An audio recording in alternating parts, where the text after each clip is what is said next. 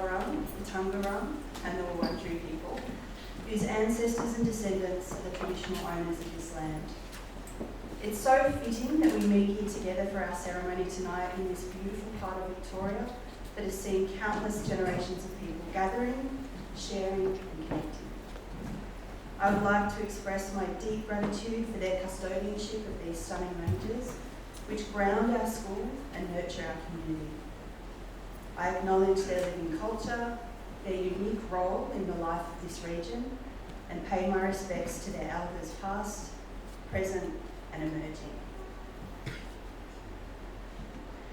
Thank you for joining us tonight to celebrate the class of 2024 as they complete their final step in their secondary school education and graduate, having earned their Victorian Certificate of Education. An enormous thank you to the people who've worked so hard to bring this evening together. The work of Karen, Manon, Dave, Michael, Mark and Lisa has been invaluable, and tonight wouldn't be what it is without them. To all the other dedicated people who've worked behind the scenes to make tonight a truly special occasion that it is, thank you. A moment like this is, by its very nature, a marker of change in people's lives. This is true for our graduates, but also for the people close to them. It's a transitional moment, after which things will shift anywhere from minutely to seismically.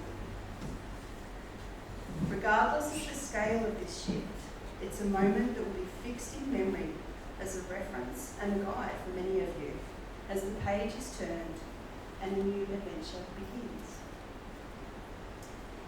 This is the 8th graduation ceremony that I've opened and my 9th year coordinating the VCE. After all this time, I'm going to deviate slightly from my usual approach and beg our graduates of 2024 to bear with me for just a moment. This last year is a bit different from the rest for a couple of reasons, and I'd like to take a moment to say a little bit about that. This is my last year in VCE coordination at Alice Miller. I've had the very significant privilege and responsibility of managing the VCE program alongside a truly phenomenal team of educators. They are passionate, dedicated, and completely invested. They give so much of themselves to the work that they do and to the students in their care. As I transition out of the role and into other positions of responsibility at Alice, I want to acknowledge their amazing work and extend my heartfelt thanks not only to the VCE team, but to all our educators for their expertise, their generosity, and their wholehearted commitment. As a colleague, I'm incredibly lucky to work with such a fantastic team. I would also like to take just a moment to acknowledge their work as a parent. It won't take long because I have no words to express the depth of my gratitude to this village that helped us raise our child. I knew this would be tricky. So please bear with me, and I've also got a funny voice because I haven't. Thank you to you all. Bringing our daughter into this community has been the best decision we ever made. All of our students are very lucky to have you. Lastly, before I move on to our graduates, I'm getting to, I promise, one person is particularly important to acknowledge as I step out of this VCE role at Alice. As trite as the analogy is, it would be inaccurate to say that I'm handing over the flag to Karen in 2025. This is because, in all honesty, she has so often helped me carry it. This is particularly true of the last 2 years when we've shared this role as it became ever more demanding and other responsibilities and challenges required my attention and time. Karen is, to put it bluntly, a dead set legend. She is insightful, generous, forthright and kind. She endures my incessant verbal processing with patience and grace, and I have been infinitely better at my work with her support. This program could not be in better hands. Karen, thank you, and good luck. Thank you for indulging me. Now to our amazing class of 2024. Graduation is always bittersweet, and for our 2024 graduates, this is especially true. Their journey with us at Alice, perhaps more so than any other group, has been defined by the tension between the bitter and the sweet. This is a messy space, marked by the full spectrum of joy and loss. Their journey has been so very complicated. Each year I spend a great deal of time thinking about the spirit that defines a specific year level, and this year it took longer than most.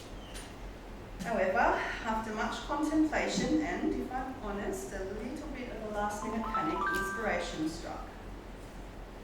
The graduates of 2024 are our wranglers of an unplayable piano. Some of you may already know this story, and I'm going to tell it. In 1975, 17-year-old Vera Brandes convinced the Cologne Opera House to host a late-night concert of improvised jazz by the American pianist Keith Jarrett. Jarrett had stipulated a specific piano, a Bossendorfer, for the show, and the Opera House had, in a manner of speaking, delivered. Showing their lack of care for the enterprise, they delivered a tiny practice piano, out of tune and missing keys, completely unsuited to the cavernous hall and Jarrett's specific requirements.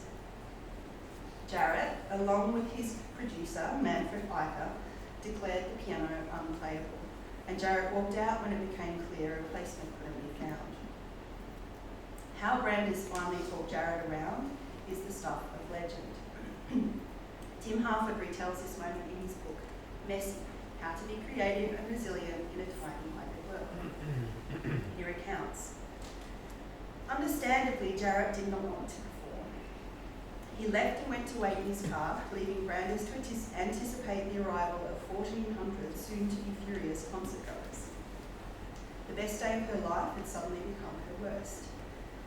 Excuse me. Her enthusiasm for jazz and her precocious entrepreneurial spirit brought the prospect of utter humiliation.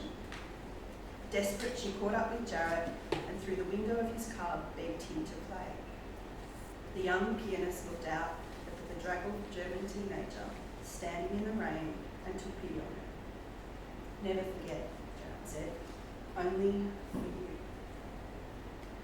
Jarrett's performance was recorded that night. The Kern album has sold 3.5 million copies, and on that recording you can hear Jarrett physically grapple with that piano. He pounds and pummels the keys to get the sound to carry. He groans and mutters in frustration. Handed a mess, in Harford's words, Jarrett embraced it and soared. This analogy reflects the spirit of our graduates so perfectly. In moments such as now, when we're bound to feel nostalgic, it can be a little too easy to slide into the saccharine and focus on the delight of the finished product. This is probably because it feels safer. But the risk we run when this occurs is to diminish the challenges that have so profoundly, and I would argue positively, shaped the character of all the young people here tonight. With this dismissal we minimise, and I don't want to do that. I adore this story of the unplayable piano because it does not minimise struggle. It celebrates the messy. And it shows us that the things we find the hardest are often the very same things that can become something truly great. They make us grow. It is fair to say that this group of young people have faced, and do face, challenges that are real, immediate, and deeply impacting. They have not only waded through a monstrous mess, they have inherited one. When you look around at the reality our graduates are stepping into, it would be easy to become disconsolate. But I do not think that this messiness is all darkness. Our graduates of 2024 have wrangled so many unplayable pianos. They have shown they can create something magic in the mess. Their care and empathy for each other, their determination to live creatively and fully, Their capacity to completely lean into joyful moments are all testimonies. What a precedent to take into the next stage of your lives. You all give me hope. At its heart, this story of the unplayable piano demonstrates the one true power that we have in a chaotic and unpredictable world. The power to choose how we respond to the mess. That is no small thing. Walk away or play. Graduates, I wish you were walking into an easier world. I wish I could ignore the realities you are taking on as you step into adulthood in the 21st century. But pretending it will be without challenge is an insult to your experiences and your resilience, let alone your intelligence. However, there is one important truth to remember here. You already have what it takes to create something beautiful out of things that are hard. You have shown us that in the way you have carried yourselves throughout your time with us. Fundamentally, courage is what drives the decision to respond by stepping up and playing the unplayable. Courage is hard, but its power is profound and without challenge, and all of you possess it in spades. Something wonderful is still possible, even in the midst of the messiest mess. If you stay seated in your courage, if you embrace it, no matter how unplayable the piano, you can soar. And I can't wait to see the places you will land. Congratulations to you all.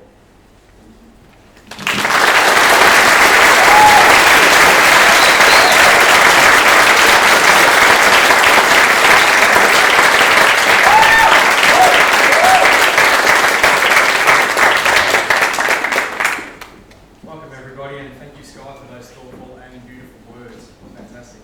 I'd like to also thank Karen, Sky, Matt, Michael, Lisa and Dave for their hard work and effort in putting tonight together. I'm sure you'll all agree that we've got a beautiful setting. It gets more beautiful as the night goes on, as it gets darker and the lights take over. So thank you very much for those people for such a fitting venue and decoration for us to conduct this evening tonight.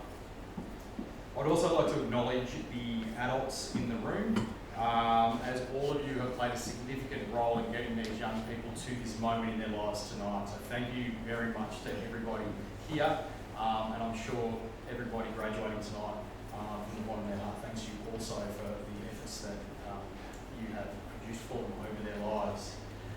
To the young people that are to the left and right of me, they're no longer young school students, they are mature young adults who are looking so sharp. Here I am looking like I've been dressed by the Olympic Committee of Australia. Anyway, or maybe I want a golf major, I'm not sure, I don't know. But what we do know is that tonight will be a very, very special night for everyone here, so please enjoy it. How the evening will unfold is what we're going to go through next. We have divided the students into small groups to receive their certificates tonight.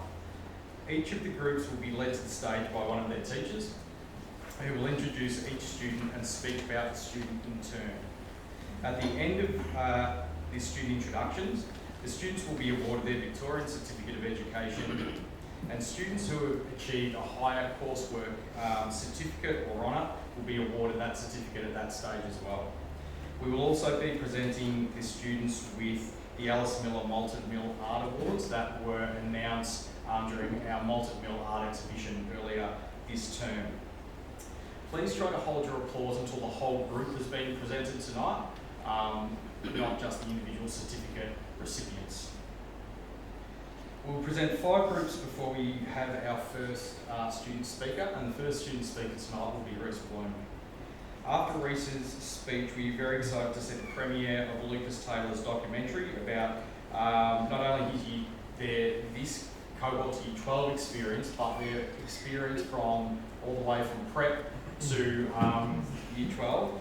I have seen a sneak peek. Have your tissues ready. It is a tearjerker. Okay.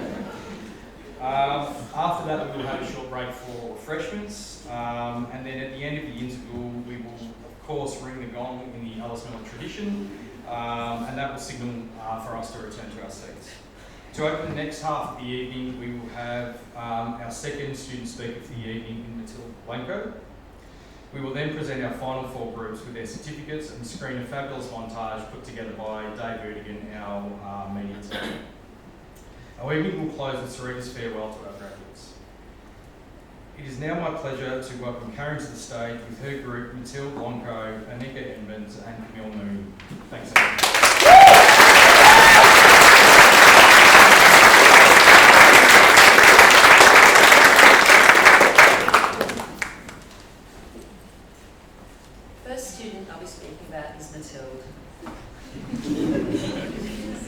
Matilda started in the Australian education system at the age of 4. She barely spoke a word of English, having just arrived from Switzerland. As we explored ideas of belonging to country in our English study this year, Matilda wrote eloquently of the challenges of being between countries and between languages. What is apparent in her years at Alice Miller is that Matilda's tenacity, resilience and determination to succeed has allowed her to overcome these challenges. In fact, she became an extremely adept communicator. In our English classroom, she was so enthusiastic she never let a moment of silence go unoccupied. In French, she led her class at times when Christine was absent. In chemistry, she showed a knack for asking the question that everyone was thinking but no one would voice. Apparently the French oral examiners had to insist that she leave the room, not once, but twice, because she wouldn't stop talking. On trips and camps, she led a stretching group every morning, and she practically has a cult following. For someone who sometimes feels in between places, she's very much an integral part of our school and daily group. Congratulations.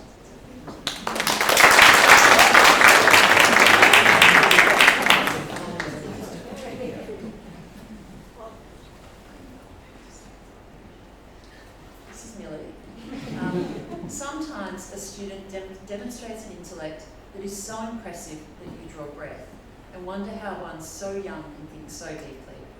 This was not my experience of Millie when I taught her in She came to class either with a chaotic everything notebook, cramming English work between maths and psychology notes, or she turned up with empty hands. But those flashes of a brilliant mind were there, emerging occasionally in her writing, giving those of us tasked with teaching her some hope. As Millie began to understand her capacities, the questions she asked of her teachers were insightful, demonstrating, as Madeline says, a refusal to accept a surface-level explanation. When asked Hartley earlier this year how Millie was travelling in philosophy, he responded with, "Millie, she's the sharpest knife in my drawer." Indeed, this is true. She now functions with a perspicacity beyond her years, an insight that extends beyond her academic prowess and stunning writing, also giving her an empathy that results in deep kindness. Congratulations, Millie.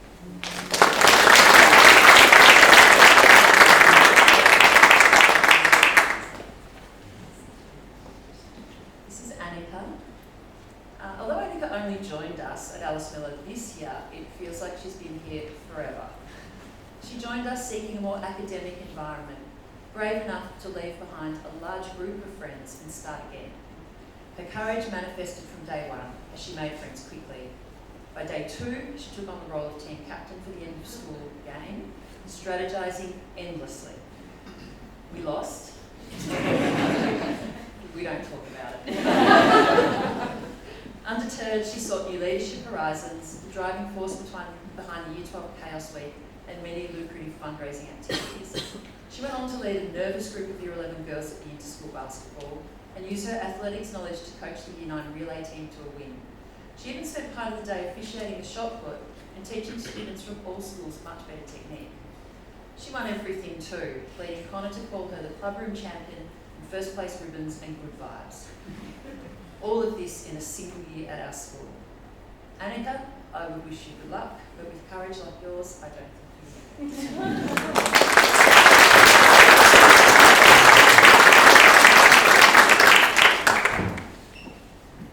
We will now award these students with their Victorian Certificate of Education. So Matilda Blanco. Matilda is also receiving the Academic Award for Languages for her studies in French.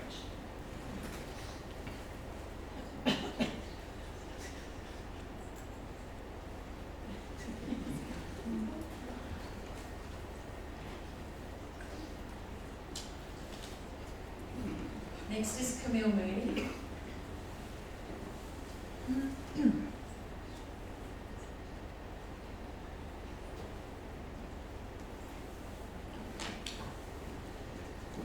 And Annika Edmonds. Annika is also receiving the Academic Award for Health and Physical Development.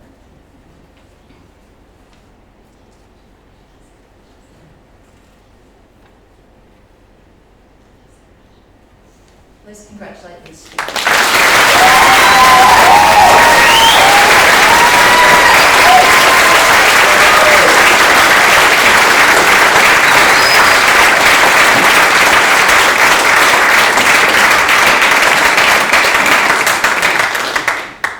Thank you, Karen. I would now like to welcome Tamara to the stage with her group of students.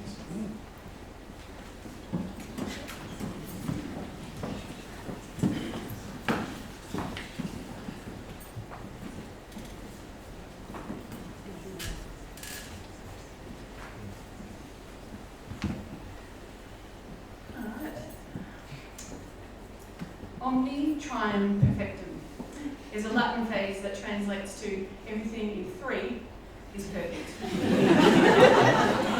This couldn't be truer than these three gentlemen that stand behind me today, who made up our Year 12 Specialist class of 2024, of which I was completely honoured to be their teacher.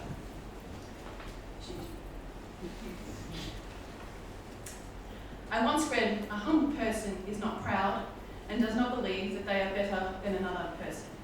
This is Shinji. A quiet, polite, somewhat shy person who keeps you wondering what he's going to say or do. Stuart so adequately wrote, "Waiting for Shinji to answer a question is like big game hunting.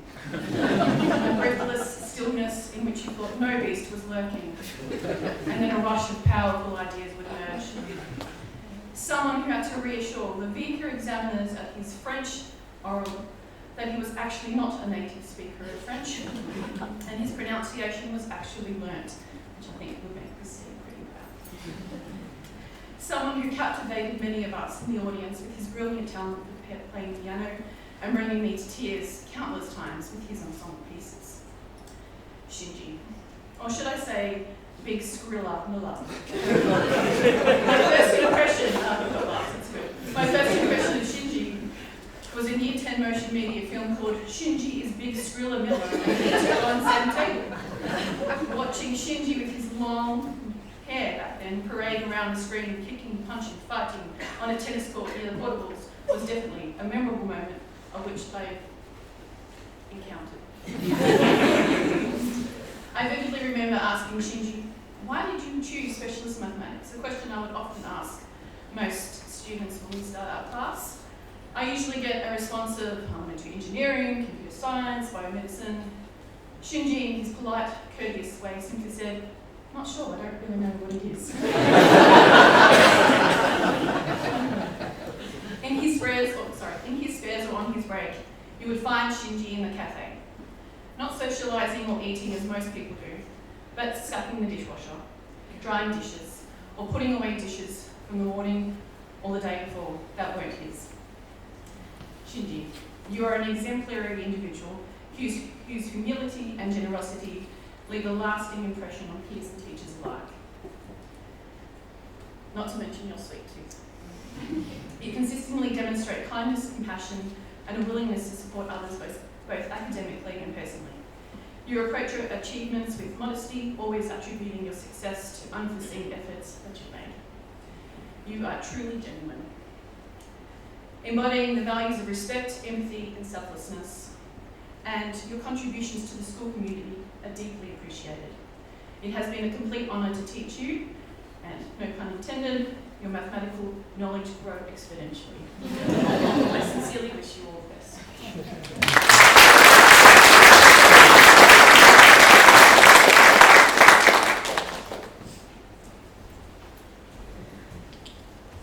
Can you imagine someone who is brilliant at cross country, a state champion at orienteering, a talented musician, and an intelligent academic. This is it. It's not often that you have a student who studies all 3 VCE mathematics courses and excels in every single one of them. The team is just sorry you didn't get 50, but I'm holding out for methods and special. I remember having a conversation with Rob McCarthy regarding the mathematical genius that is Aidan. With our combined, hard to say, nearly 50 years of teaching, we both agreed that Aidan is certainly the best mathematical student we have ever taught. Aidan, you are an exceptional student.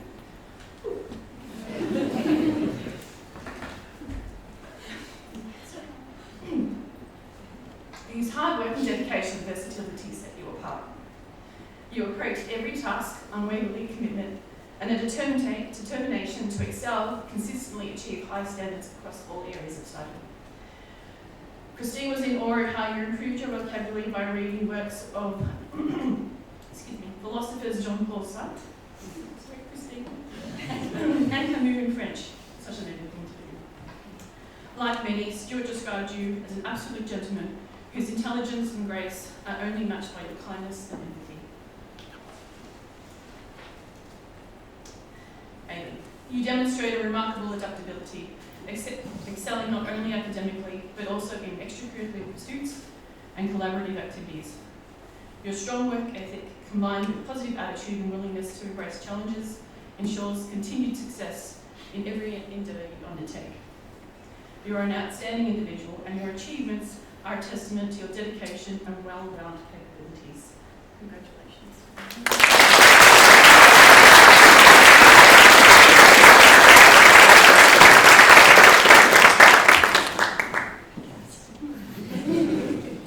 Seeing you dressed up as villain Vector Perkins from the movie Despicable Me, go down in history is one of my favourite moments. I couldn't imagine a more fitting costume for you, but you are far from the antagonistic villain you dressed up as. You are truly unique individual, whose curiosity and wit had me guessing most specialist math lessons. Why? Because most lessons started off with Cass showing me some cool function or graph he discovered or created on the calculator, or walking into the classroom with him at the whiteboard and Aidan writing another proof he learnt in the university maths course that he was studying. Matt will never forget your attempts to create a 3D printed cylinder, or should I say jar, in physics. And much like the white rabbit from Alice in Wonderland, you were never on time for literature. But you eagerly offered your hot takes on high and low culture to Stuart and the class. Your inquisitive nature drives you to explore topics in depth, often leading to insightful questions and creative perspectives that enriched our classroom discussions, and my train of thoughts too. Going on a tangent, and suddenly made me reminisce what it was like to be passionate about mathematics again, and look forward to sharing everything that you had to share with me. You have a natural ability to balance your intellectual curiosity with your sense of humour, bringing unique energy and lightheartedness to any situation. Well done on your achievements. We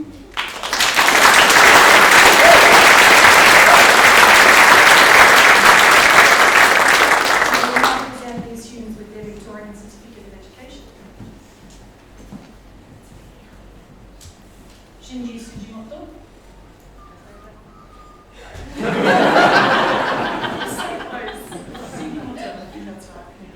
Shinji's also receiving the Academic Award for Science.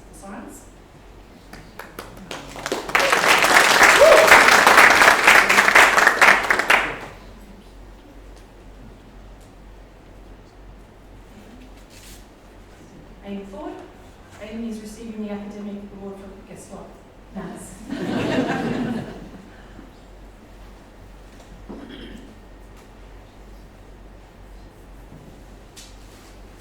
And Cass Norman.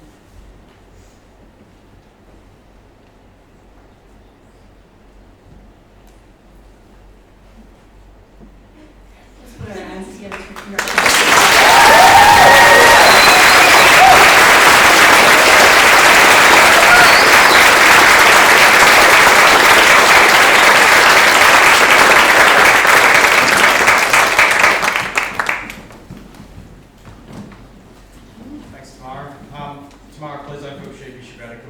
behind 50 years of teaching in maths, because we all know that Rob's contributed 49 years. I would next like to welcome to the stage Stuart with his group.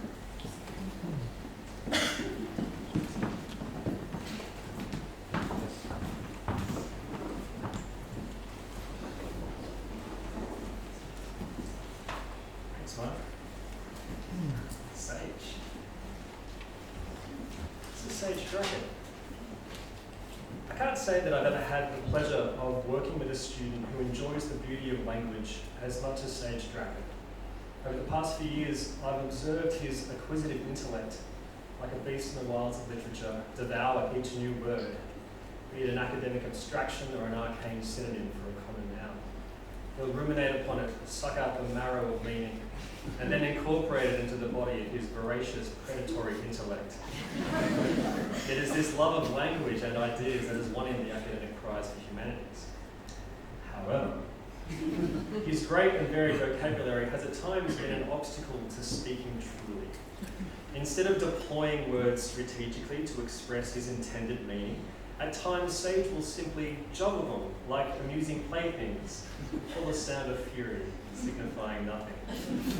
Yet this has only occurred on a few occasions when he's been unconvinced that he has something worthwhile to say.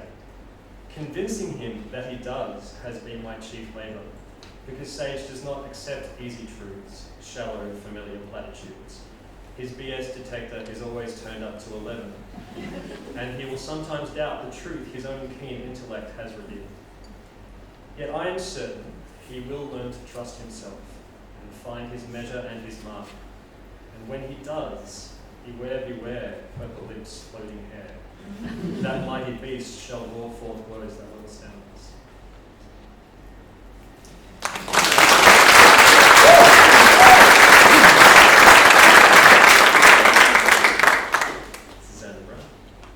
Sensitive, creative, secretive. It has been my frequent joy and constant befuddlement to teach Xander these past 2 years. They had so many talents, playing guitar, writing music, writing stories, acting, less so time management and homework. But who has time for that when there are so many other ways to experience and express such a singular persona? Anyone who has read their writing can see what an expansive imagination they have. Yet there is also great care and craft in their words. Anyone who has seen them perform will have been amused by their virtuosic clowning, but also touched by the pathos and vulnerability couched beneath the comic mask. Whatever they choose to do with these talents, at their heart beats an earnestness and a courage to be true to themselves, which may not always be noticed or celebrated, but which will always be kind and familiar to the strangest among us, and may even inspire them to reveal themselves. So thank you, Xander, for inspiring this little guy. May you always be you, sensitive, creative, but perhaps not quite so secret. Because whenever you show yourself, mate, you shine.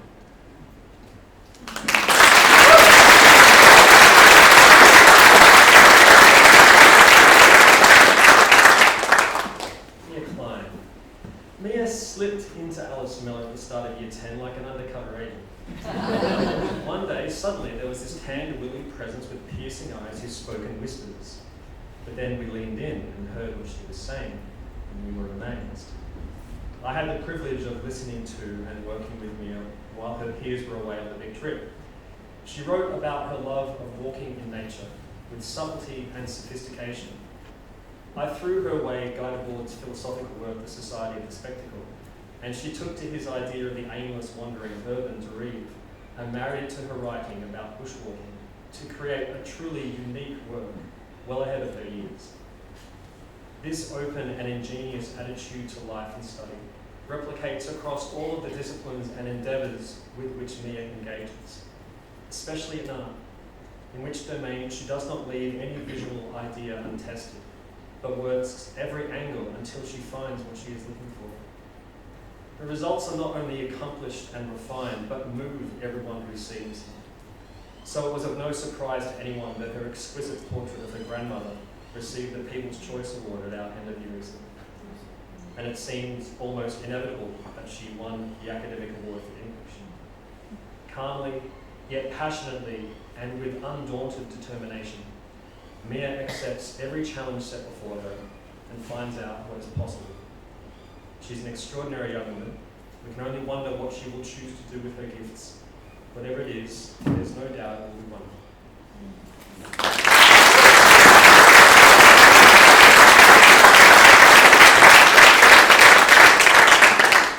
We will now present these students with their Victorian Certificate of Education.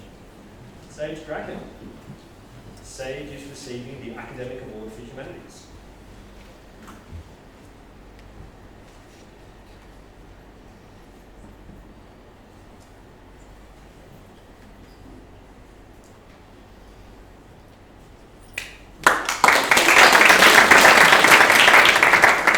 Xander Brown.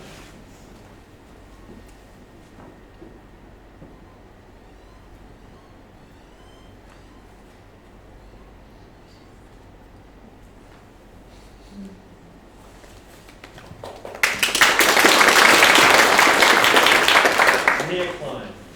Mia is receiving the Academic Award for English.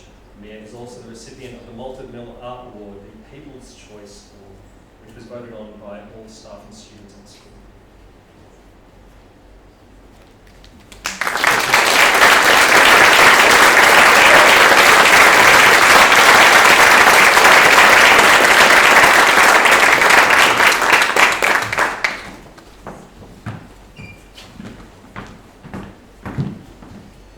Thank you, Stuart.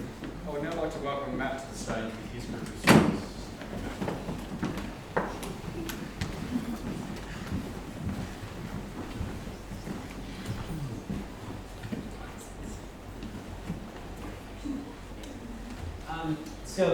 Just a little heads up. The thing that shares us in common is our physics class. And for those of you that don't know, this was my first 3-4 physics class, and I'll always be attached to this group, in addition to the 2 students who are not on the stage with us here. But let's get started. So let's start with Draco. So when I think of Draco, I think of two very specific images. The first was during a really stressful time in one of our class projects. Students were in true experiment mode, which is to say, frantic, all over the place. Parts, pieces, safety concerns, don't listen to that, Mark. Safety concerns everywhere, except for one student, Draco, who was quietly working in the science lab.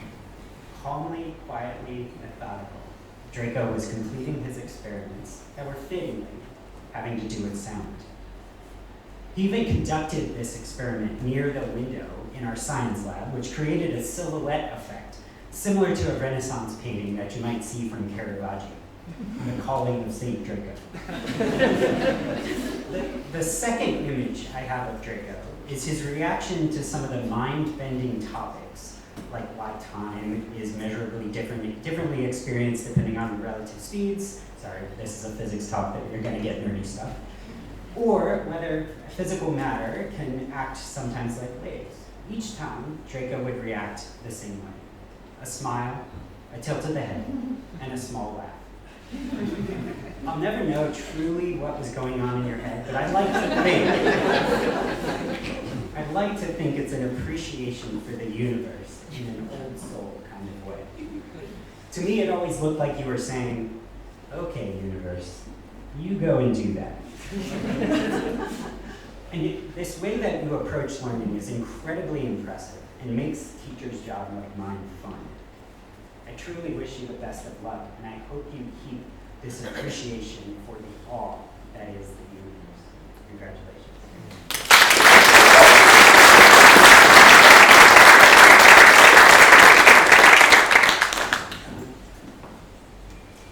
One of my first memories of Jono was when I visited Alice Miller before even working here. In class, they were learning about circular motion, and Jono asked a ton of questions.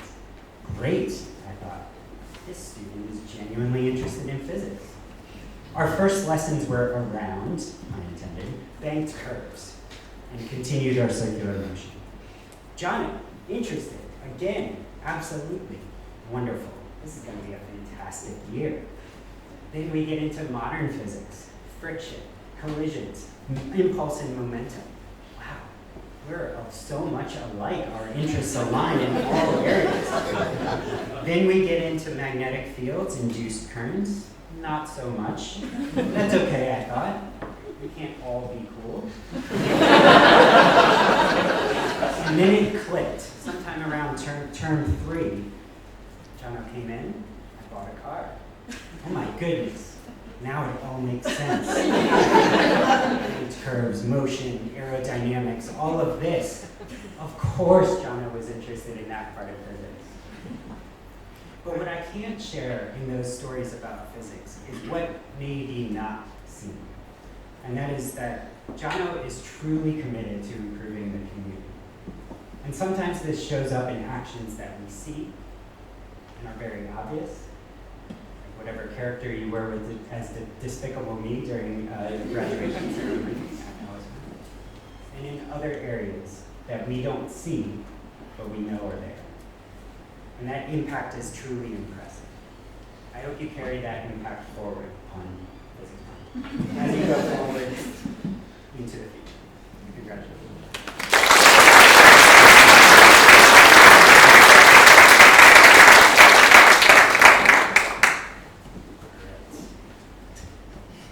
I think I was selected to speak for Cal for comedic effect.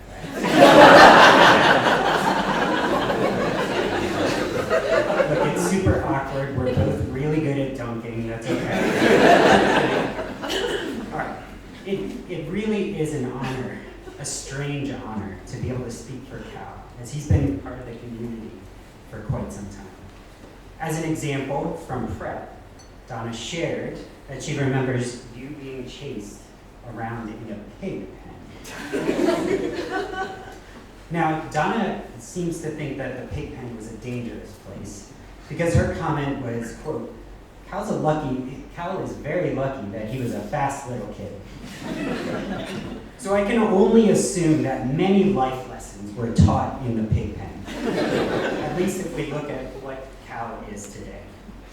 So everybody knows the pig pen training program helped develop Cal's athletic skills. But it's not just all about speed in the pig pen. And yes, this will be our metaphor. So we all know pig pen races draw a big audience. We all know that. Years later, we see this also emerge as Cal is working with a sold-out crowd of all of the year 11 students to dominate in a table tennis tournament. I'm not quite sure if that's the same intensity as the pig pen, but we can hope for it. In the pig pen races, you have to be honest with yourself. And that's what I saw in Cal's final poster for physics, where he chose to complete a project about basketball. Surprise. His average score for further shots using his own scoring system was a solid 3 out of 6. Why 6? I'm not quite sure, who knows. But let's take a look at what you identified as a solid 3. Rattle, in and out, and miss. Interesting. I didn't say this, but you can absolutely bump up your score a little bit for that project. But in all seriousness, Cal's dedication and honesty isn't obviously appreciated as what I saw in the class, in the poster, and in the community. But it is known. Cal, I wish you the best of luck going forward, and please thank Donna for my hypothesis that she threw you into that game.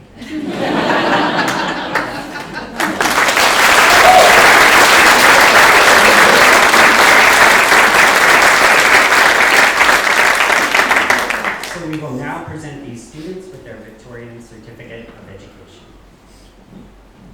Hey.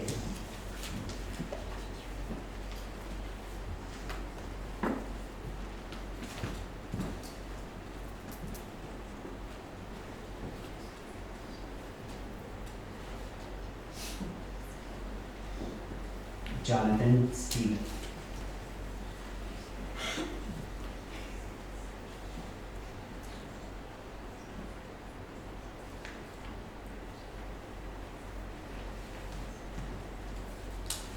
And Callahan, Yor.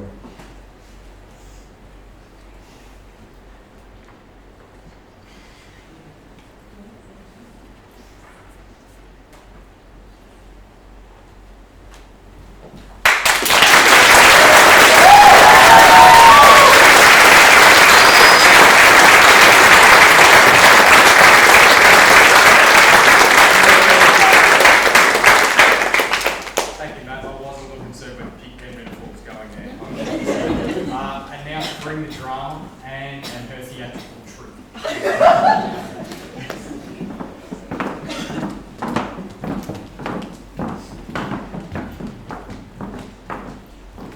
only have 4 of the theatrical troupe.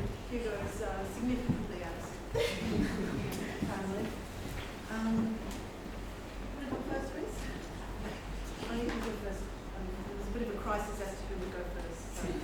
Anyway, Reese's talent for sudden disappearance has been evident since he went on the hunt for Thomas the Tank Engine in prep. You're probably going to hear a little bit more about that later from Reese. In high school, he continued to disappear.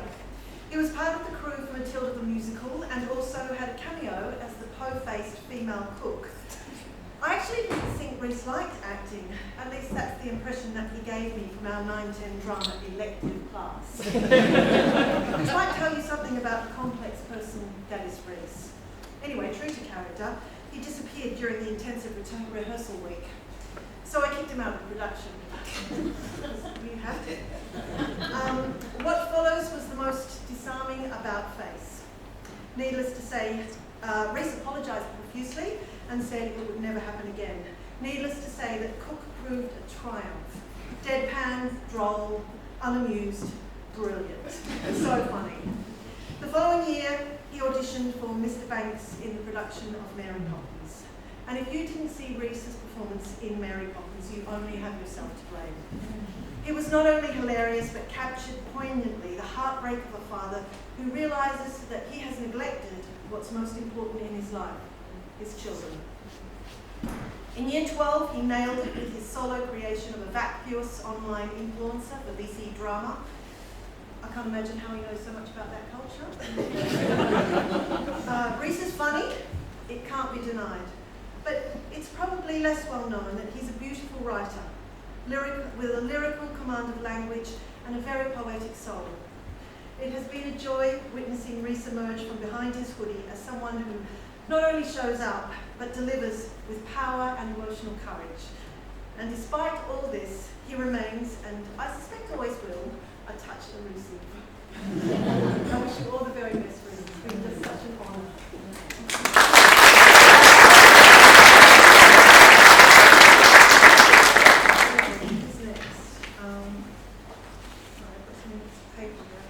Scarlett. Scarlett is a force of nature, a whirlwind of momentum and organisational prowess. She turned up as stage manager to Matilda the musical with a fat ring-bound folder full of dividers, script annotations and props list. I was intimidated.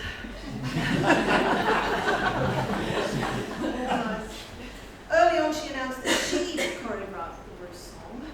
I had to discipline my ego because this 15-year-old did an unbelievable job. In no time at all, she had an unruly ensemble jumping up and down on their chairs with metronome precision.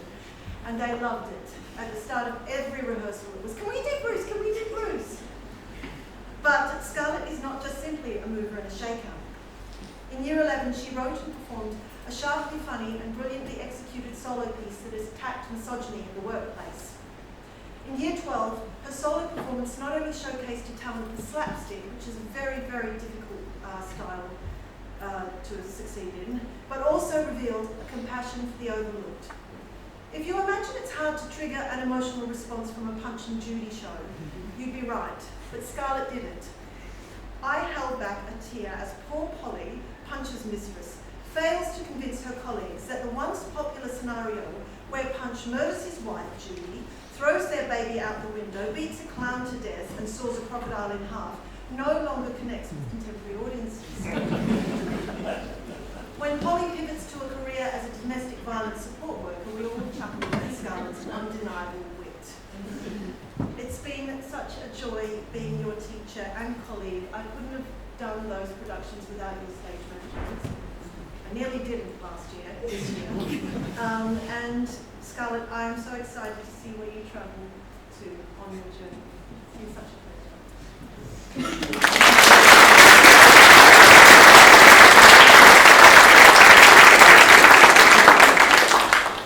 Lucas,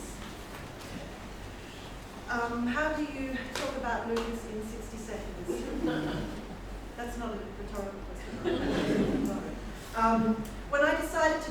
Matilda, I was concerned that teenagers did not have the life experience to capture the moral corruption that were the Wormwoods. I needn't have worried. Lucas dedicated every spare moment to making Mr. Wormwood a firestorm of vulgar criminality, from his costume and wig to his grotesque characterisation. I soon came to learn that this was not just a one-off, this was Lucas.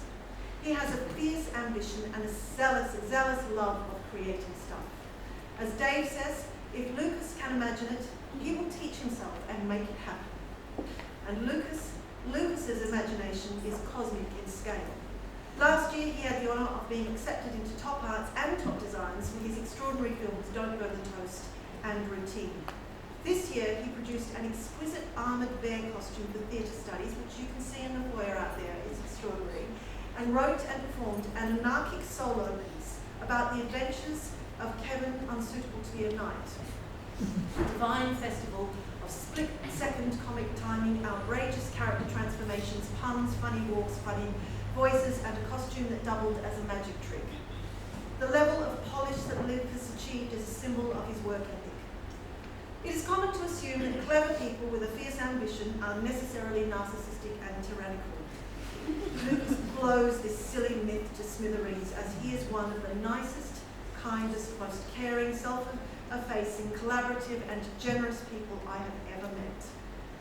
I haven't got time to talk about his social justice projects in the 60 seconds.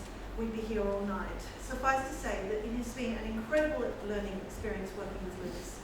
He has taught me what can be achieved when you are thoughtful, open-hearted, polite, and absolutely dogged in your refusal to give up. It's been such a pleasure with him.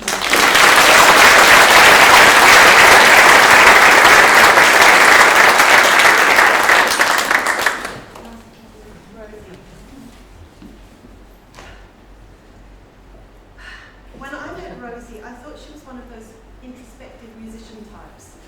She would float into the Matilda rehearsals and sit behind her clarinet with an air of quiet elegance. Then she enrolled in drama and theatre studies, and I discovered how much she actually loves to play and giggle. She has a fabulous sense of humour, and like many great actors, comes alive when given the opportunity to be another person. She has a compelling on-stage presence, open, alluring, and with a quality that every actor strives for: truth. But Rosie has had her fair share of challenges. Making solo work threw up understandable blocks. It's a really, really hard thing to do, that were for a long time intractable, and Rosie would struggle with self-confidence. But she didn't give up, and after an impressive breakthrough, her chops as a solo performer came into sharp focus. In her drama solo, she embodied Norma Desmond, the deranged and obsolete silent film star from Sunset Boulevard, with delicious narcissism, flipping nimbly to the biblical murderess Salome, Cecil B. DeMille, Greta Garbo, and a host of other characters. For her theatre studies solo, Rosie played Christopher from The Curious Incident of the Dog in the Nighttime, capturing his innocence with beguiling charm. Rosie did what is hardest. She exercised the courage to go to a place that was frightening and allowed herself to be truly vulnerable. The result was astounding. Rosie, I'm so proud of what you've achieved this year, and I'm really honoured to have been in such a small way, a part of your journey.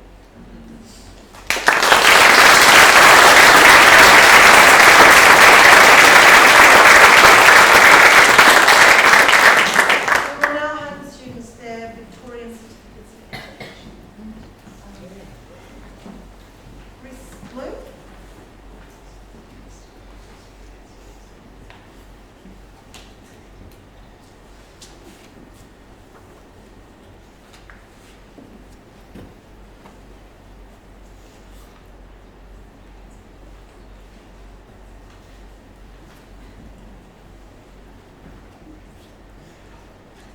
Lucas Taylor. Lucas will also be receiving the prize for visual art and performing arts.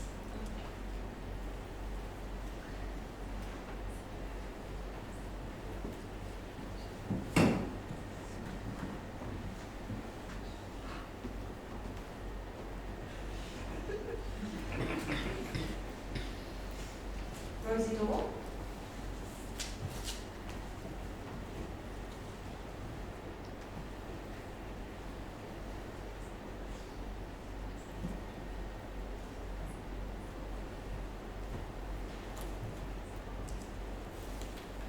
Scarlet White.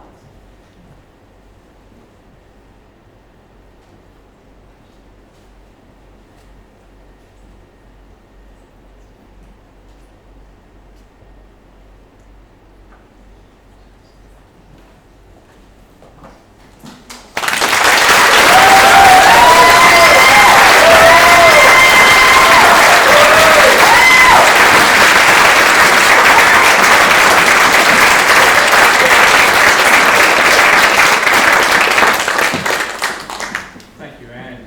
I would like to welcome back to the stage an absolute Canterbuck and Alice Miller success story in Reese Bloom, who's going to be our first guest speaker for the evening. Thanks, Reese.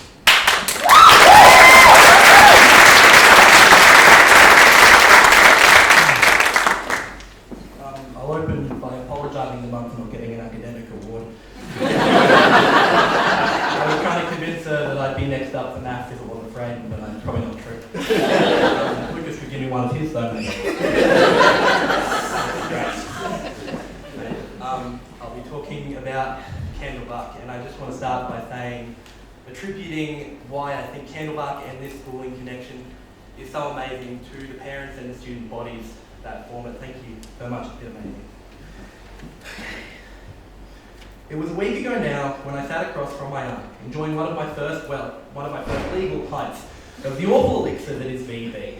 She later confided that during our conversation about my recent finalising of VCE, she was reflecting on how her initial scepticism about my mother sending me to a newly founded, unconventional school had turned into admiration for its impact.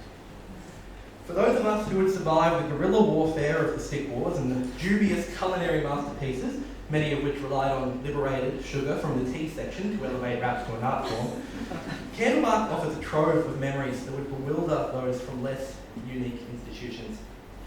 Take, for instance, the infamous prep camp. My mum never fails to recount the distinct aroma emanating from the boys' side of the first morning. The smell so unforgettable it led to the blanket rule: all boys must wear pull-ups to bed, no matter how confident they were in their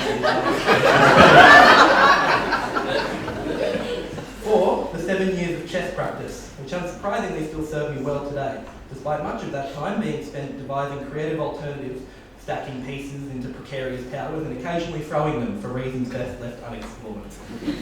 But Candlebuck wasn't just unconventional. It was a playground of experiences. We had wielded power tools, roamed freely between classes, and casually declared, "I'll just go to school in my pyjamas," well before it became the pandemic trend. We addressed our teachers by their first names and spent lunch breaks with them, often joined by their dogs or children. Who could forget Donna urging us to play with Erica, who grew up alongside us from our second year to become the Candlebuck student she is today.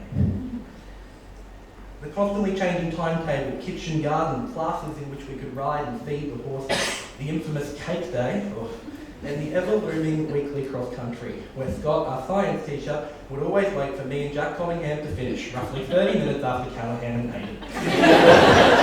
These are all experiences that have defined our time here. Looking at today's contemporary Candlebuck classes, I would be forced to admit that some things had changed. Much like my aunt, I see fewer sceptic parents and hear more young people saying, "Candlebuck, I wish I could have gone there." However, I would not attribute this shift to a change in the school itself. Instead, I believe Candlebuck and its sibling here in Alice Miller have been proven as places where quirks don't detract from education, they enhance it. Now, whilst I can't confidently say that climbing trees will help Callahan in engineering or Lucas in filmmaking, or that stick wars lessons in avoiding attacks will be an asset on the corporate ladder, unless we have a budding CEO for a health insurance company at the moment. I knew that joke would win. I'll not to do it. What I can say is that Candlebuck has given us more than traditional schooling ever could. It has given us creativity, resilience, and a profound sense of community. As we leave the chapter behind and venture into the next, we carry the lessons, the memories, and the bonds we've formed here. Candlebuck was not just a school, it was an experience. A formative, wild, and wonderful part of our lives that will forever connect us. So, as is tradition with our many sleepovers, I would like to end with a few thank yous. First of all, to the teachers who had nurtured our curiosity and individuality. To the incredible grounds that became our endless adventure playground, and to To the founder, John Marsden, whose confidence in this manner of education allowed those who believed this school was too detached from tradition proven wrong. And finally, again, to my fellow graduates, alongside your parents, who enabled this school to be what it is. I'll end by echoing a sentiment from last year's graduation that I found to be incredibly telling and relatable to my love for this school. I infinitely hope I get the chance to send my own children here one day and to candlelight. I know many of my peers think the same. Thank you.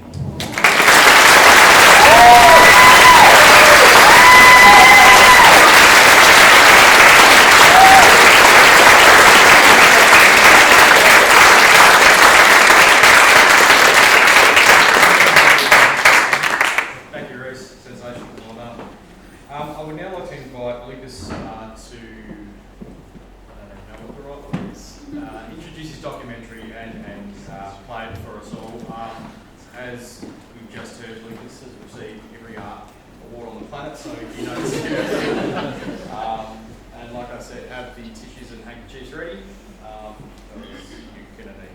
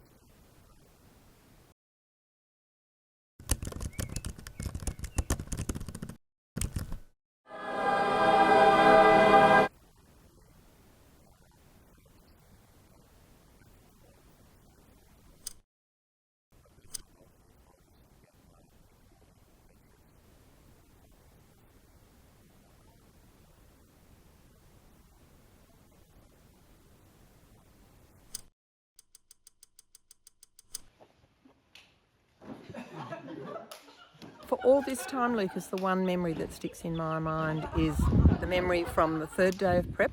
Reece, you'll remember this one, where suddenly a few kids did not come back into class after recess. The third day of prep, and we spent an hour and a half, over an hour and a half, up through this very bush looking for those kids. So I'm not sure if it was me the preps were running away from or what, but we did actually have a wonderful, wonderful time together.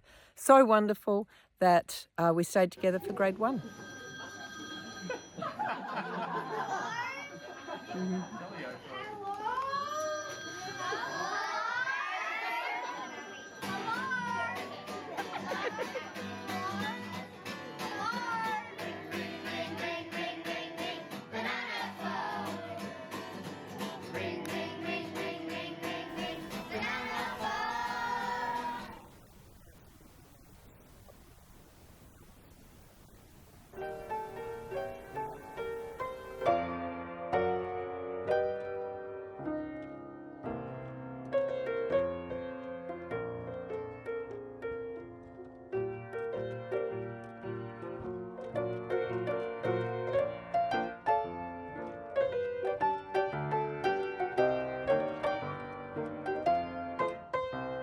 I wish you all the best. I've always been very proud of you. I love how individual you are, but how much you look out for each other.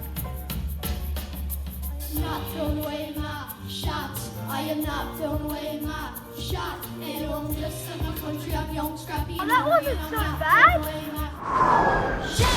One of the things that definitely kept me hooked on the story is the mystery of whether he truly was once a rat.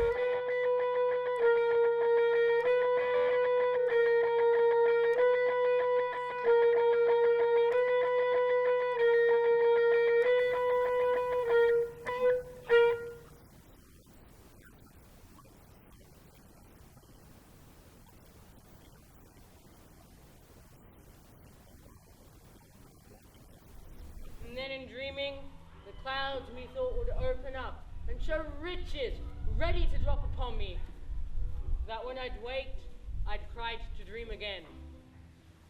For this, be sure, tonight thou shalt have cramps, side stitches, that shall print thy breath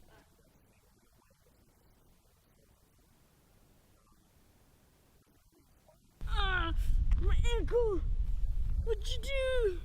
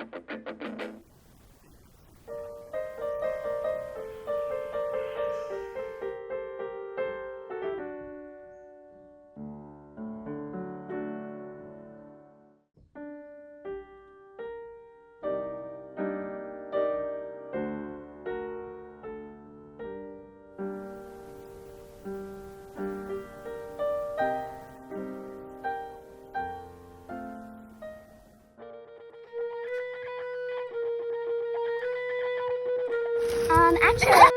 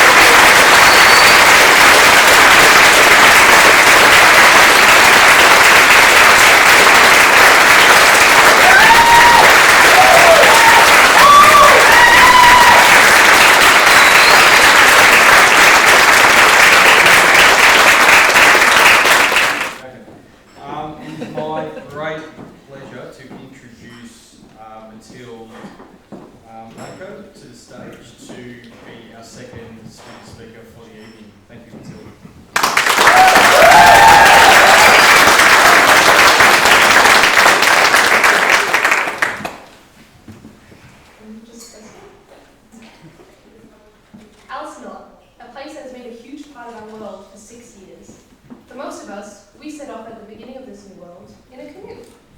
unsure of what we were about to face, but knowing we had to paddle forwards anyway.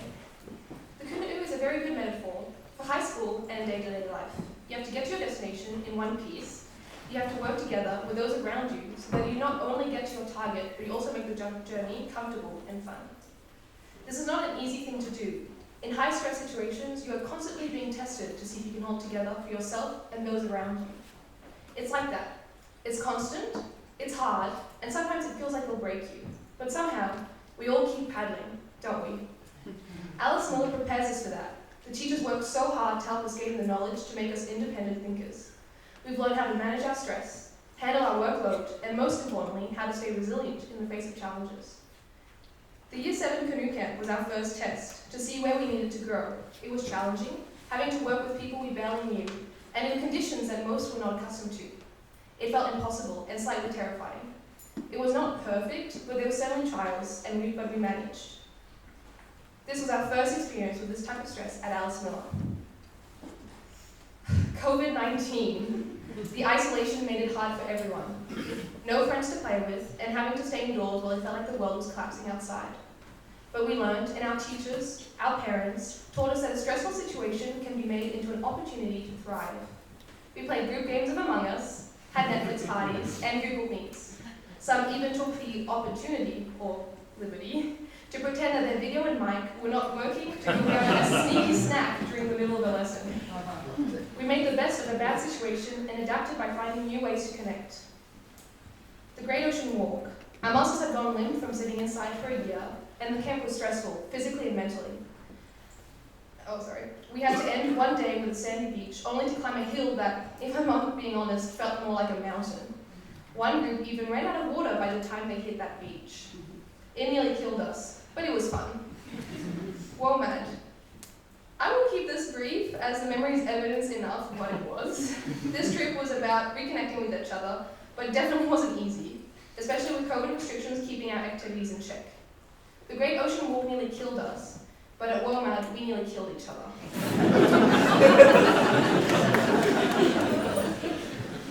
The big trip. The stress was no longer a moment to get to know each other, but to get to know ourselves. What were our capacities, our limits? Could we extend them? Could we really survive a week of biking and a week of hiking? Could we manage to cook for ourselves? And when things got tough, how would we handle it? It's fair to say that we were all changed by the big trip, mostly for the better. We also had the stress of our studies, chasing after the grades we wanted, or just trying to make it through the end. And we did. And then there was the last canoe camp. It felt like the final test. And I won't lie, I didn't want to go. I thought about Year 7, and I did not want to repeat that experience. But despite its challenges, it turned out to be one of the best camps. It showed me just how far we've come. Time flew by, and we've all grown up. Grown not just in age, but in mindset. A mentality that would have never grown to its full potential were it not for Alice Miller. So tonight, I would like to thank everyone who made Alice Miller possible. Thank you to our teachers for your dedication and willingness to give your free time to us, and for believing that we have the ability to learn anything. Thank you to John Marston, Sarita, and Mark for having given us the opportunity to meet incredible people and have amazing experiences that has made us grow in a way that we would never have been able to do in another school. And thank you to the parents that enrolled us into this school and who helped us with what we needed throughout our high school years.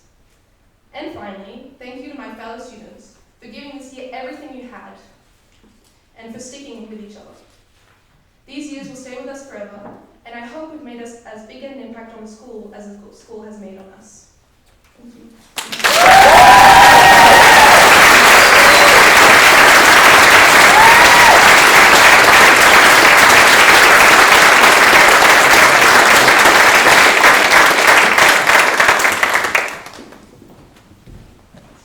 It's now my pleasure to welcome Manuel to the stage.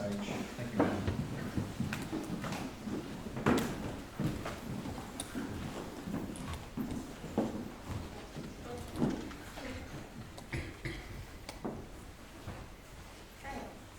Kate Chappell. An embodiment of humility, joy, and excellence. Joy and excellence. This is Kate. Always working quietly behind the scenes, she doesn't seek the spotlight, but she consistently deserves it through her actions and creativity. Her kindness and generosity is evident in everything she does. She was a big help in setting up of our annual art exhibition along with Lil. And after a long and tiring day, went home, baked cupcakes well past midnight for her classmates to celebrate the end of year 12 exams the next day. Kate is a great storyteller and has entertained many of us with her stories of rescued animals on her family farm.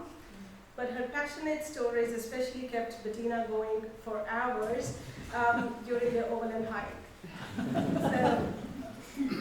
And words are not the only medium that she uses for stories. Her spectacular artworks tell stories visually. Stories that raise a voice for liberty of women, and also her story of patience, her ingenuity, and putting in endless hours of bending and twisting steel wire to transform even the toughest of materials into a delicate yet strong figure. It does not come as a surprise to me that her work got selected for Next Gen exhibition at Ballarat Gallery. May you always find strength to bend and twist the circumstances to achieve whatever you have set for yourself. Congratulations, Kate.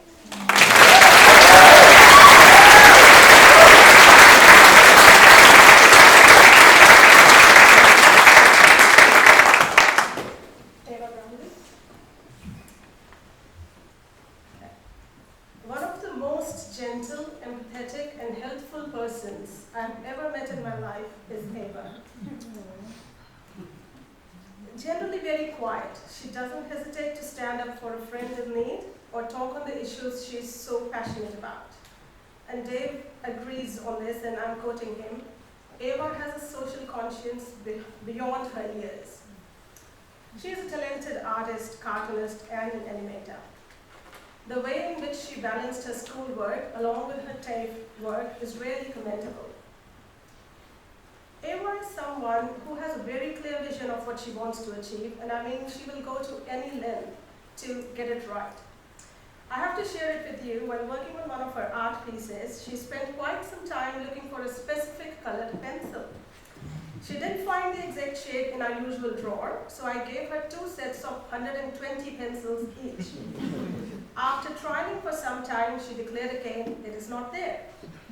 I was like, which color are you after? And she says, red.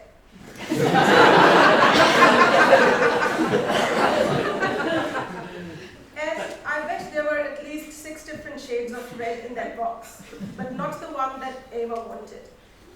I actually admire this quality when someone knows so precisely what they want. Your clarity of thought is admirable, Ava. May you always find your perfect red in the life ahead.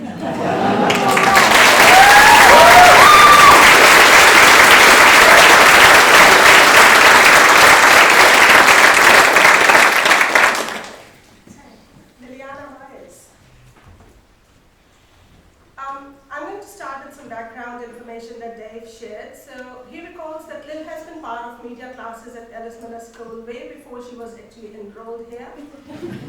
Coming into school with Sky when her primary school had a student-free day, Lil joined 7-8 motion media class. And she was particularly drawn to darkroom photography and spent hours producing some stunning photos. So, no wonder that when Lil came to me at the start of the year saying she wants to do year 12 art but is only comfortable doing photography. But what unfolded next was a remarkable transformation. So, Lil not only did photography but excelled at reduction liner printing, oil painting, as well as cyanotypes, to the point where not only her work won the Judges Award at Malted Mill exhibition, but got selected for Next Gen exhibition at Ballarat Gallery too. But I think this is not the most remarkable thing about you. What amazes me more is your humble and kind nature, your willingness to help everyone, your impressive acting skills, and your ability to bake the most amazing cookies. I wonder where you get that from. Again, beneath this gentle and benevolent nature is an aspect that embodies true passion, that speaks of identity, resilience, and the profound feminine stories that often go untold. Your journey is a testament to the power of stepping outside of your comfort zones and discovering new dimensions of oneself. Here's to you and to the incredible works you will continue to create. Congratulations.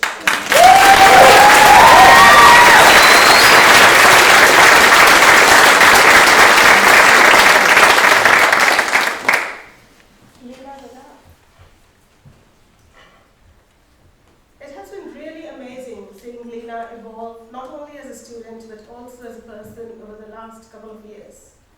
I've seen you debating passionately in class over the Barbie movie, or quizzing India in your preparation for a psychology test while still working on your art simultaneously somehow. Lena is a person who will go out of the way to make others comfortable. But sometimes, despite the best intentions, the results beg to differ. As Madeline recalled, on year 11 camp, Lena offered to make everybody a cup of tea and spent a really long time collecting specific orders. It took her ages and she eventually brought everyone their cup of tea, with correct milk and everything, all done with a great deal of care. Unfortunately, it turned out she had accidentally put salt on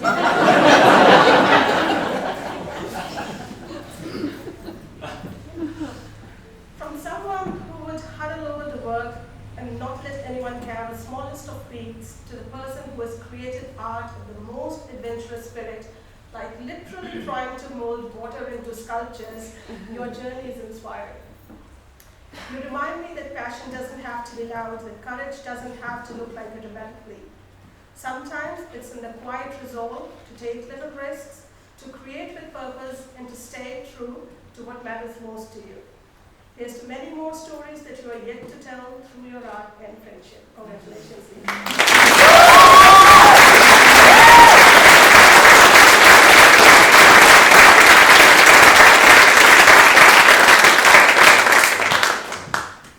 We will now present these students with their Victorian Certificate of Education. Kate Chappell.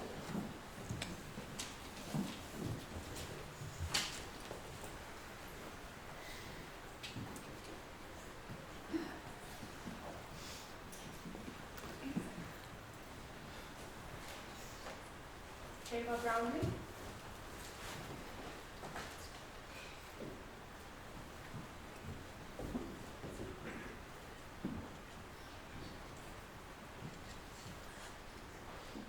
Liliana Myers. Liliana is also recipient of the Malted Mill Art Award, Best Work for Art.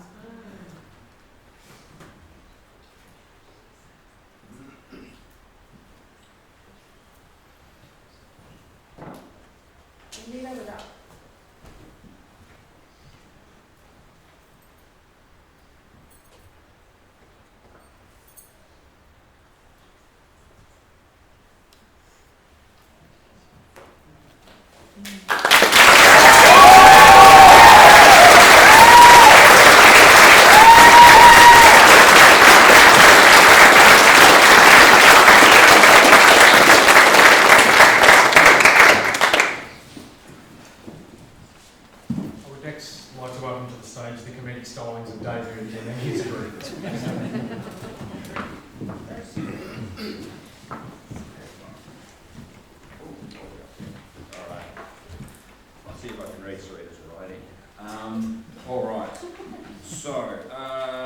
I'm going to talk about Gillian Donaldson, Ned Eli. Yes, it's you first.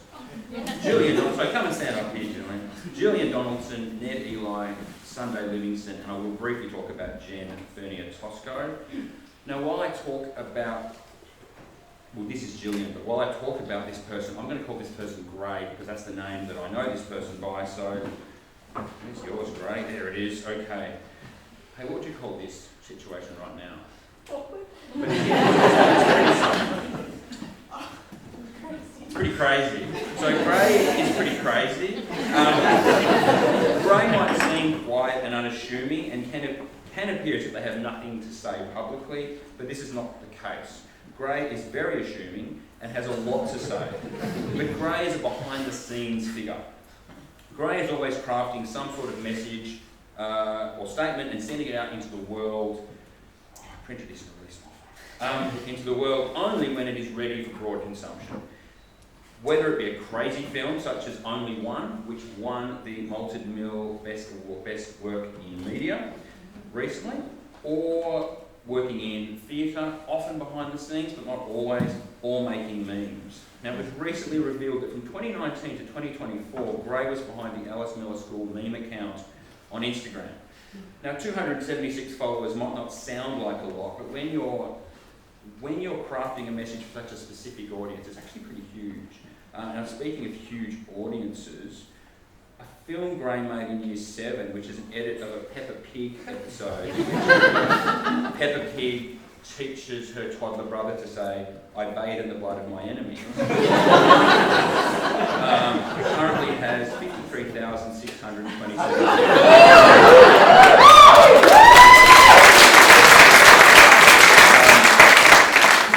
The highest the largest number of views of anything on the Alice Miller School YouTube channel, by about 40,000.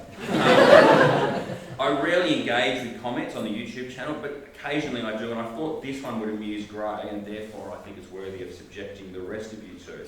So a comment read in relation to Gray's video: "Good video, my 4-year-old loved this one." I responded with, "We're glad you liked it. Hopefully the darkness went over his head." And then they got back to me and said, "It didn't, but don't worry, he's just like that."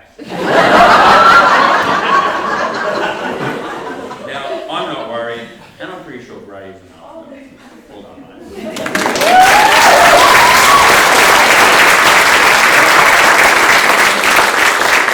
So next up is Ned Eli. Sorry, I don't usually use the last name, so do that, do we? This is Ned Eli, but I'll just call it Ned. Alright, so I met Ned pretty recently. Ned hasn't been with us for long, but like a lot of students that come to our school, regardless of when they come, they kind of fit in and feel like they've been there forever. Now Ned, oh what have I written? Oh yeah, that's right, okay, alright, forget that, and don't forget anything actually, I've just lost my space. Just have an awkward silence and we'll keep going. So, I've got to know Ned, and I can honestly say that Ned is an intelligent and thoughtful young man with a strong social conscience and a keen awareness of the injustice and misinformation of today's world. He is well read in the atrocious character flaws of Elon Musk, and he's keen to point them out. Just needs to be done, he won't improve if you don't. Ned appears very laid back, but he can be tenacious when working towards a goal.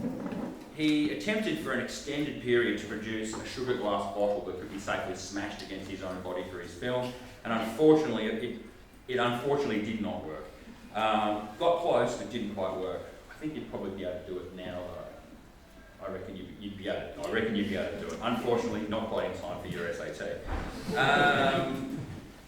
Okay, so unfortunately, the bottle couldn't be smashed against his body, so Ned smashed a real bottle off camera for safety, and then Ned and Charlie proceeded to wrestle in the mess of broken glass and fake blood and general detritus of the floor of the old Wignall's house at Candlebar. So genuine commitment to his art there. Ned will commit to the task at hand regardless of how unpleasant it might be or how uneasy I might be about getting him back in my car afterwards.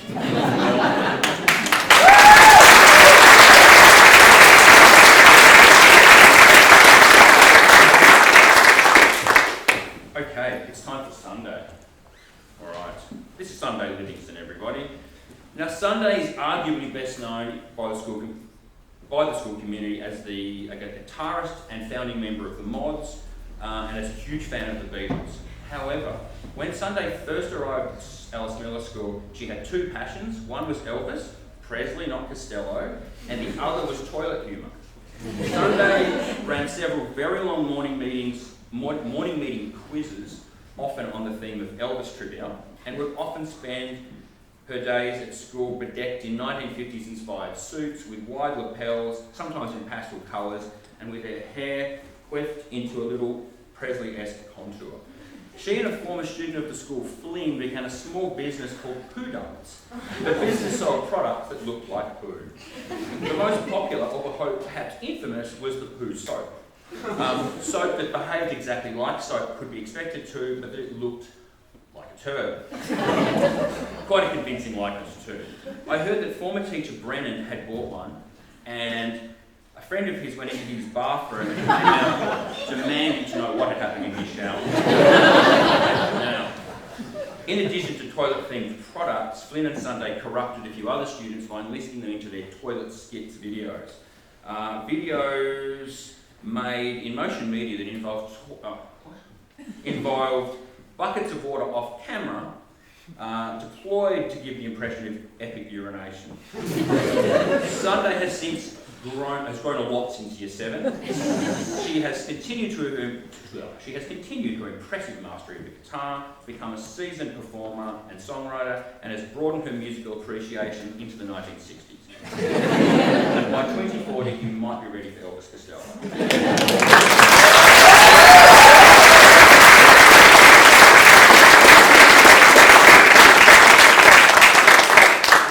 Briefly talk about Jen. Jen is not here. Jen is a lovely guy. He made, it says here, he made me this crocheted skull, and I was going to have it with me, but after I brought all the cameras and all this stuff, I forgot the crocheted skull, which is pretty crazy. Which is really sweet. A crocheted skull is very nice. I like that anyway. He would cringe if he was made to listen to people saying nice things about him, so he's in Argentina. Jen is very talented and very bright, although he doesn't like reading textbooks. Jen made an amazing stop-motion animation this year as his media SAT project. He was not confident to show it, but I've told him it's great. Other students have told him it's great, and I was very pleased to be able to pass on some gushing praise from Justine Wallace, the professional artist and animator who opened our art exhibition recently. If you'd like to see it, it's running on repeat in the other room. Now, we will present these students with their Victorian Certificate of Education. Oh, great! Let's talk about grade 2. Did I forget you? Oh yeah, sorry. I talked about grade. How did I not do that? All right, yeah, grade first. Sorry, I meant to say your name. That's what I meant to do, not talk about you again. This is Gillian Donaldson, everyone.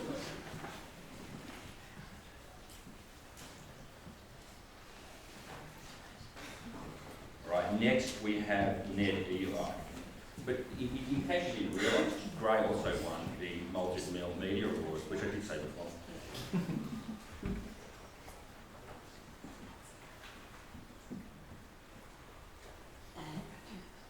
And I think Ned's also going to pick up Jen Fernier-Tosco's certificate in abstention.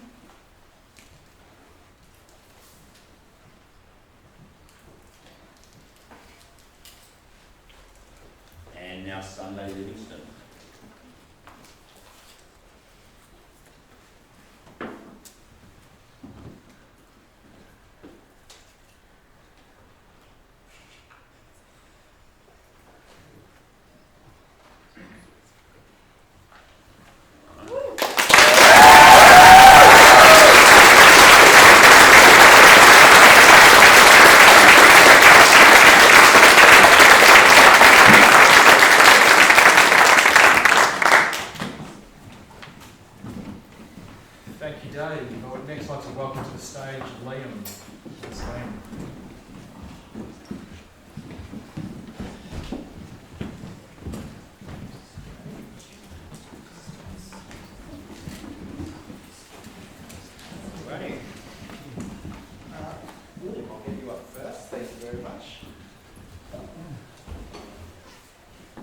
I've taught William for many years in history, and I can say that William, while he may seem quiet, he's always keen. And I think I want to stress that he is keen in all senses of the word.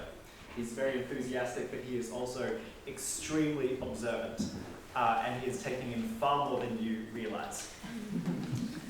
I recall one thought experiment that we had when we were studying Maoist communism, where we decided to make some mock suggestions, as if we were Maoists who had just taken over Melbourne, about how we might implement Maoist ideas in a city like ours. And William started to make the argument that, well, of course we must get rid of the capitalist bourgeois product of coffee. Loved the logic and I loved the argument, though I would say I think that no Australian revolution would fail quicker if you tried to remove coffee from Melburnians. Every teacher who's travelled on a camp with William has said the same thing. I asked all of them and I got back pretty much the same line again and again and again, which is that he is the most proactive, cooperative and selfless companion that anyone could possibly have on any camp. Without fail, William is the first person who will help clean, cook, anything that you need done. You do not even need to ask him, he has already got it done. It's most likely that by the time the rest of the group realises that there's a job to be done, it's already having been done, or is in the process of being done by William. And as such, the sentiment that many of the teachers reported to me was that they would always feel happier and much more relieved whenever they saw William's name on the list of attendees. I think it's on these adventures that William's confidence can really be seen. Whereas in class, William tends to be more contemplative and reserved, on camp he becomes a mischievous, witty and sarcastic person. Perhaps this confidence on camp is emboldened by William, who must surely know that without him, the rest of the group would flounder. I hope that the outdoor ed students are ready to flounder next year without him. It's William.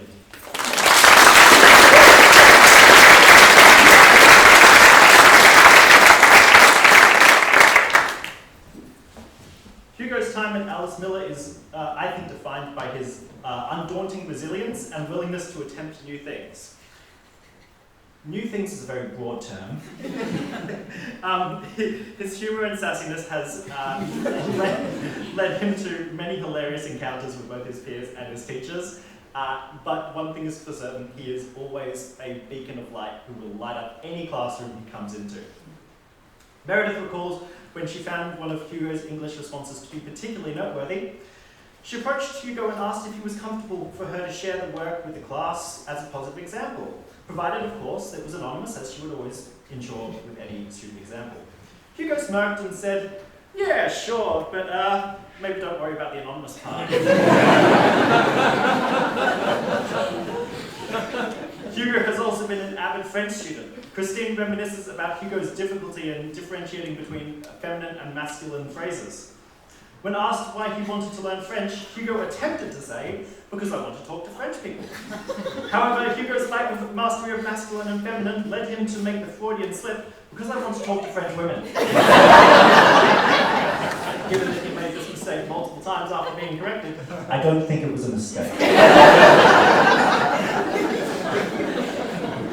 As Hugo leaves Alice Miller, I am confident that his self-assuredness and positive attitude will take him on many great adventures. Wherever he goes, I'm sure Hugo will bring a cheeky grin and some good cheer. Congratulations.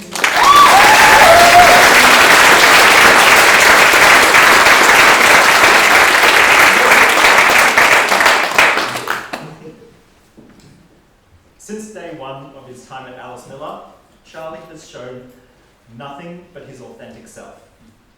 This authentic self is one of the kindest and most warm souls who have ever graced Alice Miller. No matter what kind of a day you were having, if you saw Charlie approaching, you knew your day was about to get better. While he's consistently content in himself, Charlie has had an equal desire to expand his skill sets using media. Over the years, Charlie has dedicated hundreds of hours to learning how to make magic on his computer. This magic has included animation, 3D modeling, pixelated art, coding, game design, and visual novel writing, and I'm sure that there are many, many others that I have not included in this list. Never too many. Perfect enough. However, Charlie's talents are not limited to the screen. He has also had a penchant for performance. Meredith again regales the perfect absurdity of one of Charlie's Kafkaesque performances, where he transformed into an insect. She described it as extremely visceral. My kids still talk about the bug plague. While Charlie has learned a massive amount during his time at Alice Miller, I believe it is equally fair to say that we've all learned a great deal from him. His quiet resilience and indomitable hospitality in the face of any challenge is truly inspirational and sometimes makes me wonder if Charlie was a Buddha in a previous life. I envy wherever he will go next, for whoever it is will be getting this beacon of positivity. And unfortunately for the rest of us, we're going to have to pick up the slack. Congratulations, Charlie.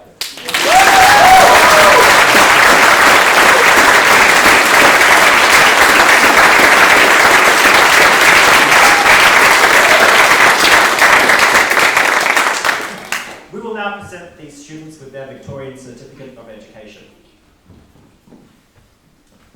William Corpus.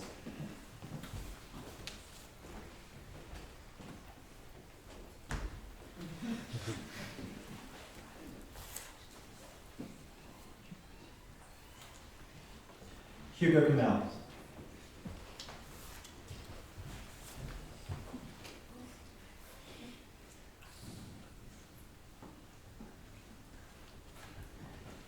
Charlie Butler.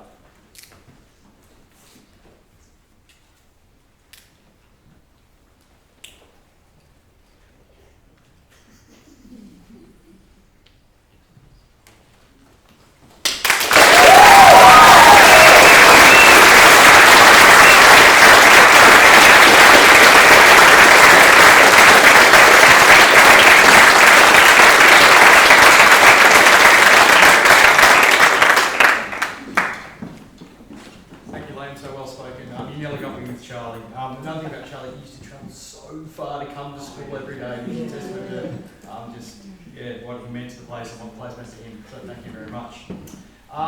Last but definitely not least, we have Marty and his group of students. Welcome, Marty.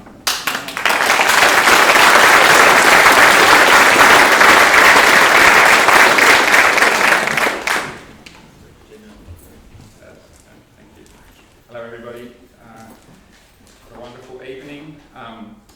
As Jack pointed out before, we're actually headlining tonight, which is an honour, I must say. I'm just going to speak generally about the big trip actually, and about our experiences on the big trip in 2022. I was lucky enough to accompany Leela and India on the trip, and Jack went on the same trip with Pauline, the people's grandmother, over here. So I'm just going to share a few reflections on that before we talk about the individual. So the Alice Miller Big Trip is a bonding experience like no other, as many of you can attest, and only students and staff who've been on a big trip can truly understand the fetid odour produced by 13 exhausted, unwashed teenagers and their shattered chaperones sharing a 2-bedroom Parisian flat with a broken window, blocked toilet, and the communal flatulence of a baguette and cheese only diet. It's a smell, sure, it's gaseous, but it's also of feet, 30 feet to be precise. I can still smell the feet from Osaka, and I left there 3 weeks ago. Perhaps a dash of rotting fruit left in someone's bag, and, I quote, something dead in the bathroom. It's a smell that stays with you for days, quite literally. When you get home, you may have to incinerate your wardrobe. It's a bonding experience like no other, and that's a very long-winded way of saying that even though I've had very little to do with these wonderful young people for the last couple of years, we have a shared experience from that time together on the big trip, which is a fairly magical time. For example, it might be just a nod, or it might be, Leela, do you remember that time that you ate a snail at the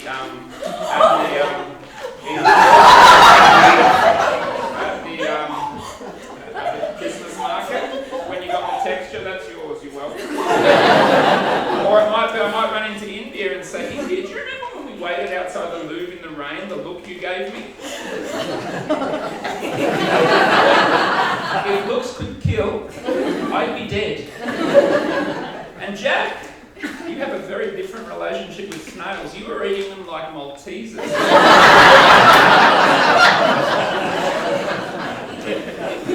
What did you get for graduation? Some photocopies. Photocopies, you're welcome. Dreams do come true. Now, first student I'll talk about is India. Would you mind standing up? Thank you. In preparation for this speech, I did go back and looked through the emails. So parents will remember you get an email home, a generic email that might sort of talk about some of the things that have been done. I couldn't find them all, but I found India's that she wrote with Sunday, and this is what she reported. Da Vinci's Mona Lisa is overrated. The Eiffel Tower is okay, I guess. Sacré-Cœur is seriously sketchy. The streets around our hostel are creepy, and Paris has the stench of a public toilet. Vive la France. On this particular trip, we had a young man named Flynn Murphy, who Dave has just alluded to, and every night before bed he would come and speak to Sarah Tacanelli, the other teacher, knock on our door, or see us in the dorm and say, I love you, Sarah. I love you, man. It was incredibly unnerving. India, bless her, would say, cringe, cringe. And so in punishment, well, I assume it was punishment, what India arranged while we were at the chateau to wax Flynn's legs back, thankfully not crack. And so what happened is she had the whole group surround Flynn while he was on the ground, if anyone's been to the chateau, and down the bottom while literally strips were ripped off him. I'm told on Halloween nights, even to this day, you can hear his screams of that small bucolic French village. Madeline writes about India that once in Year 11 psychology, India got so passionate during a class debate that we had to take a year-long break from class debates. I can see that from having spent a lot of time together. Karen's description of India as hardworking and persistent with an excellent work ethic was clearly demonstrated in Manon's art class. She doesn't take art, where she observed India going over psychology terminology cue cards with Lena so often that she suggested that she should just join the class. Hartley, in his inimitable style, states that India had no truck with philosophers who wondered about us having both a mind and a body. For her, it was quite obvious, and this was made perfectly clear at the beginning of her morning classes as she adjusted her eyeliner, checked her earrings before, with a sigh, she turned her attention to those confused thinkers who didn't think such things mattered.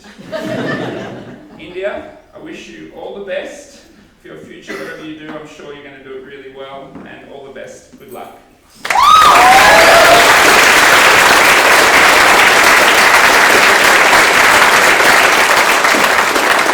So let's return to the chateau, shall we? Days after the waxing, now I must say these incidents involve everyone. I'm singling you out individually for group activities for the sake of comedic value.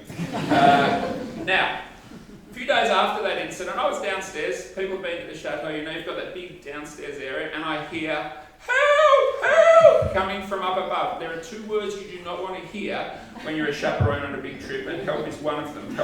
Help is the other one. I run upstairs, I get to the second floor, and I'm confronted by this scene. Sarah Tacanelli, Shredder, is being held in a headlock by the girls. And they are saying, show us a photo! What's going on here? It turns out that Sarah has not been forthcoming with information about her partner Luke. She hasn't told them the goss, they don't know, and they have just had enough. And they say to me, stand back! And I'm like, ooh. And then they proceed to give they're saying where did he take you on the first date? What's his star sign? Tell me he's not a Sagittarius. Now, I've never seen a hostage situation before. Nothing really prepares you for that. I assumed we were minutes away from waterboarding. So I'm like, Sarah, just tell them, let them know. And thankfully, eventually, she relented and tranquility came back. But it was touch and go there for a little bit.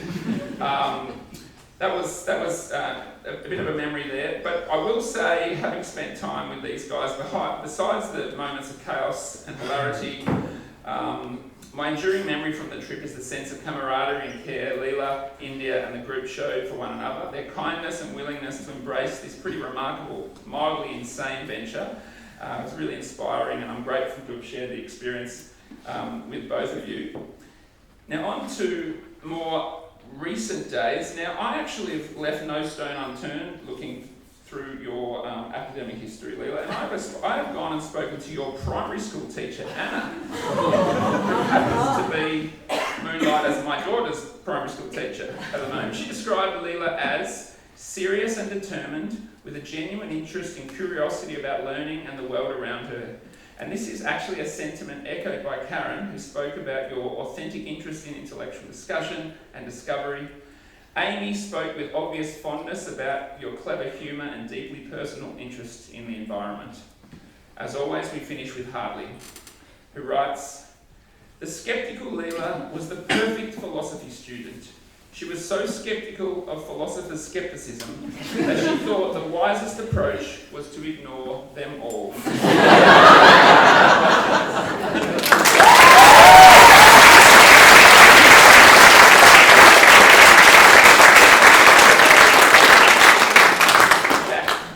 Okay, so while our big trip was arriving in Madrid, about to tackle the Camino de Santiago, Pauline and Jack were just touching down in Paris. Straight off the plane after 24 hours of travel, the group jumped in 2 hire cars at Charles de Gaulle Airport for the epic journey south to Argentar. Jack got straight into the co-pilot seat next to Pauline as a self-appointed driver support. Pauline's plan was to follow the other van, driven by Chris Lemaire, but within 5 minutes, they'd been separated in the Parisian traffic. So Jack took it upon himself to take on the chief navigator role, using Pauline's phone to escape the Parisian peak hour, giving calm and clear directions mixed with bouts of encouragement. "You've got this, Pauline." So, even when his eyelids started to droop, he even helped in the bewildering process of filling the tank with petrol. The group arrived in the early hours, an epic journey. Well done, Pauline and Jack, for that. That's huge. That's a big drive. So this story really exemplifies Jack. His teachers describe him as calm, helpful, persistent, and positive, and an excellent musician performer that is never seen without the guitar pedals hanging off his shoulder. Pauline notes that Jack and Lucas would often carry her bags up each and every set of stairs on the big trip, which is very, very kind. Jack is a keen member of the Scouts and most recently completed the Queen Scout Award, the highest possible level for his age. Well done, Jack. That's great.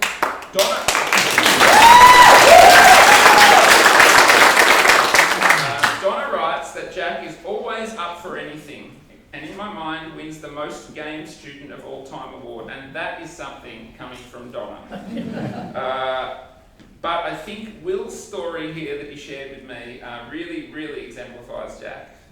Will writes, "Jack ran the most efficient toilet cleanup Alice Miller has ever seen. The boys would sprint to his cleanup in the vain attempt to circumvent the last one here has to scrub the urinal rule. The toilets have never looked cleaner, and they even started looking for extra jobs to do." Congratulations, Jack.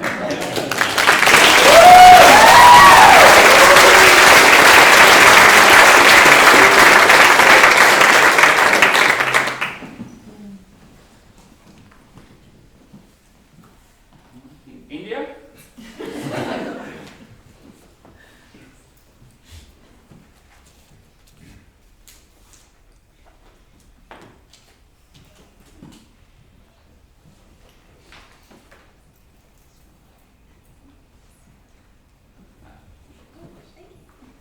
Leela?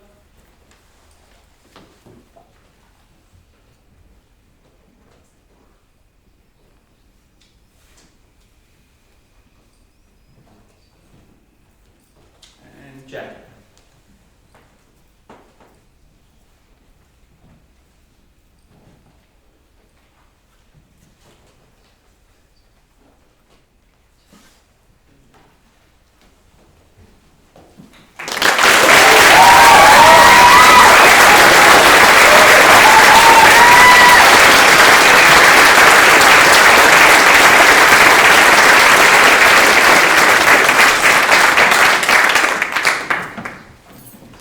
Thank you, Marty, and thank you to all of our speakers tonight. I think you would struggle to find a more personal Year 12 graduation ceremony anywhere in the world, but certainly in Victoria. It's always such a special night for our graduates, for the teachers and for their parents. So I think a big round of applause to everybody who presented.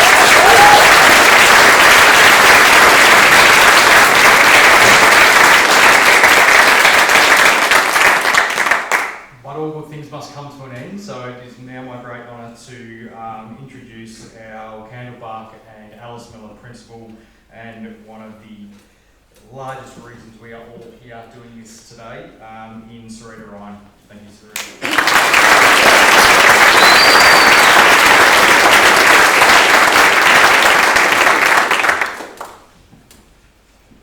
Hi everyone, what a special evening. While it's an honour to deliver the closing address, I can't say I'm thrilled to say the final goodbye to this magnificent group. As you've probably gathered tonight, they're a little hard to let go of.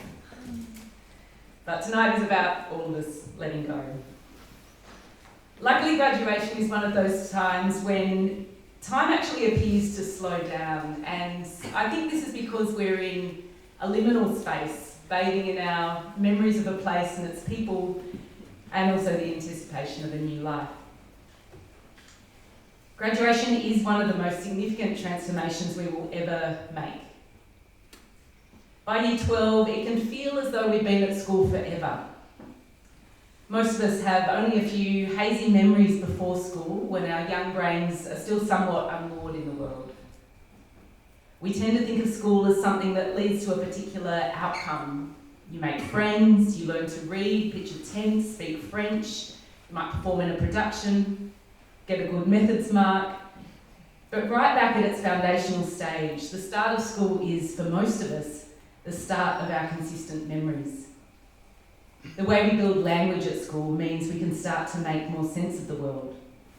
And the connections we form mean that we start to understand ourselves as social actors. School is, for a great many of us, the start of our story. This moment marks the end of that particular chapter, when you will join the world as adults in the fullest sense. This can feel both thrilling and daunting. There are the obvious practical realities that you have to think about, which are no doubt playing on your minds at the moment. But there's also the less tangible stuff. How to do your bit as a member of this messy, deeply imperfect, yet heartbreakingly beautiful human society. You are entering a world of many precarities. The rules-based international order is in question. There are unprecedented environmental challenges to address and increasingly disturbing political currents in the world. Antonio Gramsci famously wrote, "The world is dying and a new world struggles to be born. Now is the time of monsters." He wrote this from an Italian prison in the 1930s, not as recent election commentary, but his words remain relevant. In light of this, however, it's worth remembering that there has likely never been a time in the world where life has felt truly stable. Drop a pin on the world map or the timeline of human history and you will find upheaval and conflict of some kind. And it is a beautiful aspect of our condition that humans continue to move forward with hope. We hope this powerful human optimism propels you into the next phase. That past this point, you spend your precious time here with a deep commitment to making this world better, right in your own little pocket, wherever that happens to be and however large or small that is. That is what you are here to do. One of the worst kept secrets is that all of us in this room tonight are working out life as we go along. However, here are some thoughts that we'd like to send you off with as you leave this place. At our schools, we believe the most worthwhile journey in life is one from ignorance to awareness. Knowledge is also important, and we're so proud of what you've acquired in this sense. But we also hope that we've assisted you in becoming a wiser person, one who is perceptive, curious, considerate, and compassionate. The journey of acquiring wisdom is lifelong, which means its pursuit can be endlessly fascinating and rewarding. A life striving for wisdom is a life well lived. Related to this, avoid following people who are absolutely absolutely certain about things, however appealing it might be to think that someone has all the answers. The world is not made of absolutes. Contrary to popular belief, there are not only two sides, and you don't need to pick one. Tribalism does little to advance us as a species. Be comfortable with ambiguity, with the grey areas of life. Withhold quick judgment about others or situations wherever possible. We're all grappling with something. There are a few roads in life that should be avoided. One is the road of mindlessly acquiring stuff, which is both without ends and also quite boring. That said, the material world is important and there is little dignity in poverty in our society. Think about how to find something that is both interesting to you and provides opportunities that are important to you and your loved ones, and then don't stress too much more about it. Be generous with your time, your energy, and with what you acquire. Human beings are hardwired for sharing, not hoarding, and generous acts are remembered long after the fact. There will be many enticing things presented to you in your life. If you're struggling to make a decision between more than one option, know that this means that your choices are likely different, but comparably good. If one option was clearly better than the other, you wouldn't have a decision to make. Sometimes you have to choose, and when that happens, embrace your decision wholeheartedly. The sense of reward and being good at something comes with time and commitment. Finally, the one who walks with the wise will become wise. Relationships are key to the quality of your life. Nothing is more important to your happiness on this planet, the perspectives you develop, and even your life outcomes than the close relationships you choose. So be discerning. Surround yourself with people who genuinely want the best for you and have a healthy perspective on the world, people who are loving, and make sure you love them back. Understand that the choices you make in the present build your memories over time, which become the story of your life. Or as Oscar Wilde, one of the patron saints of Candlebark, and Alice Miller said, the diary we carry around with us. Choose thoughtfully and with care. If what lies ahead right now does feel overwhelming, you might like to remember the words of environmentalist David Suzuki. The future doesn't exist. The only thing that exists is now, and our memory of what happened in the past. But because we invented the idea of a future, we are the only animal that realised we can affect the future by what we do today. Take one step at a time and tread lightly and with joy. Take risks and take care. Class of 2024, it's been an honour to be part of your life diaries so far. You set new heights in this school for inclusiveness and kindness, the most wonderful and impactful kind of leadership. I think you're able to do this because you've all kept a strong connection with your inner child, which allows you in turn to be fully realised, mature and wise adults. You can be playful and serious when you need to be, and you're an absolute delight to be around. If I was a student at Alice Miller School, I would have wanted to be part of your year level. Thank you for everything you've contributed. We wish you the most terrific adventures ahead. I'd now like to thank the many people who have helped these young people to reach this milestone. Firstly, Mark Johnson, Alice Miller's head of campus. Having done Mark's role in the past, I know how time-consuming and mentally demanding it is, but Mark makes it look a breeze.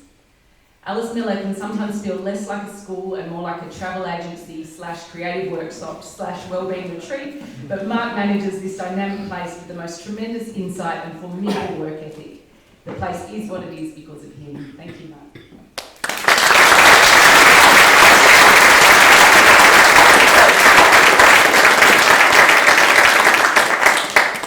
Next, Karen Lerner and Sky Myers, who have coordinated the VCE program with the utmost professionalism and care.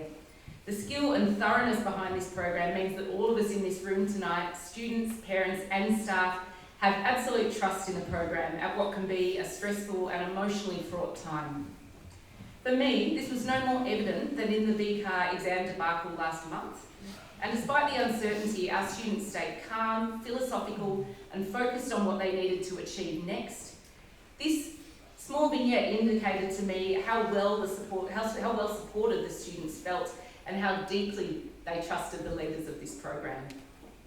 The students knew these two had their backs. Sky also works as Wellbeing Coordinator and Karen as Year 12 Careers and Vet Coordinator, meaning that between the two of them over the last few years, they've had your child covered in just about every sense. Thanks to both of you.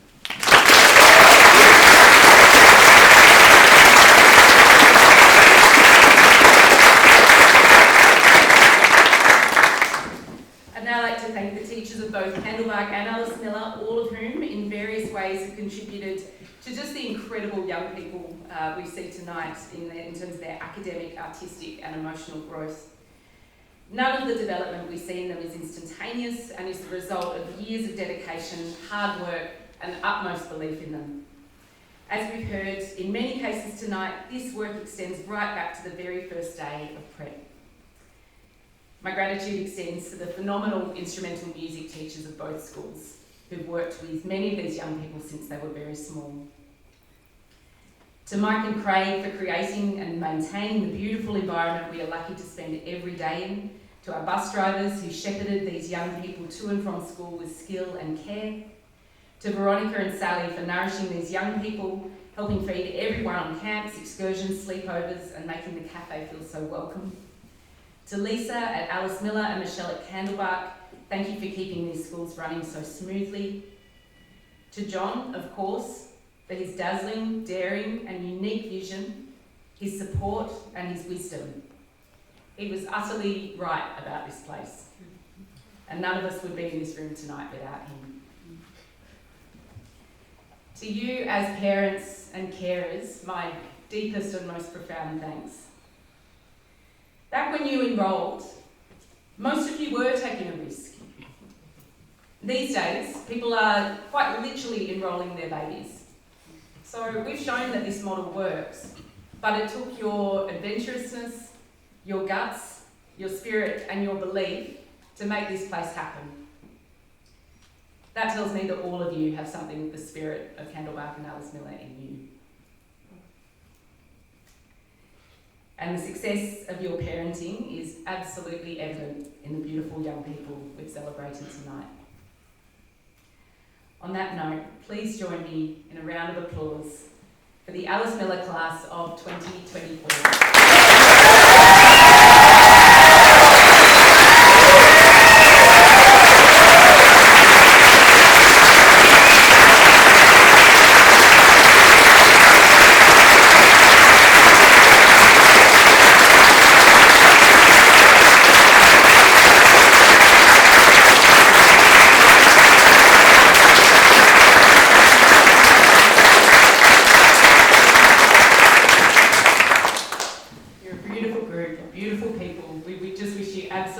Nothing but the best.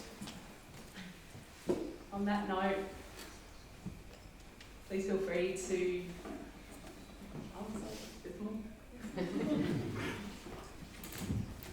watch a few minutes of these young people's time at the school.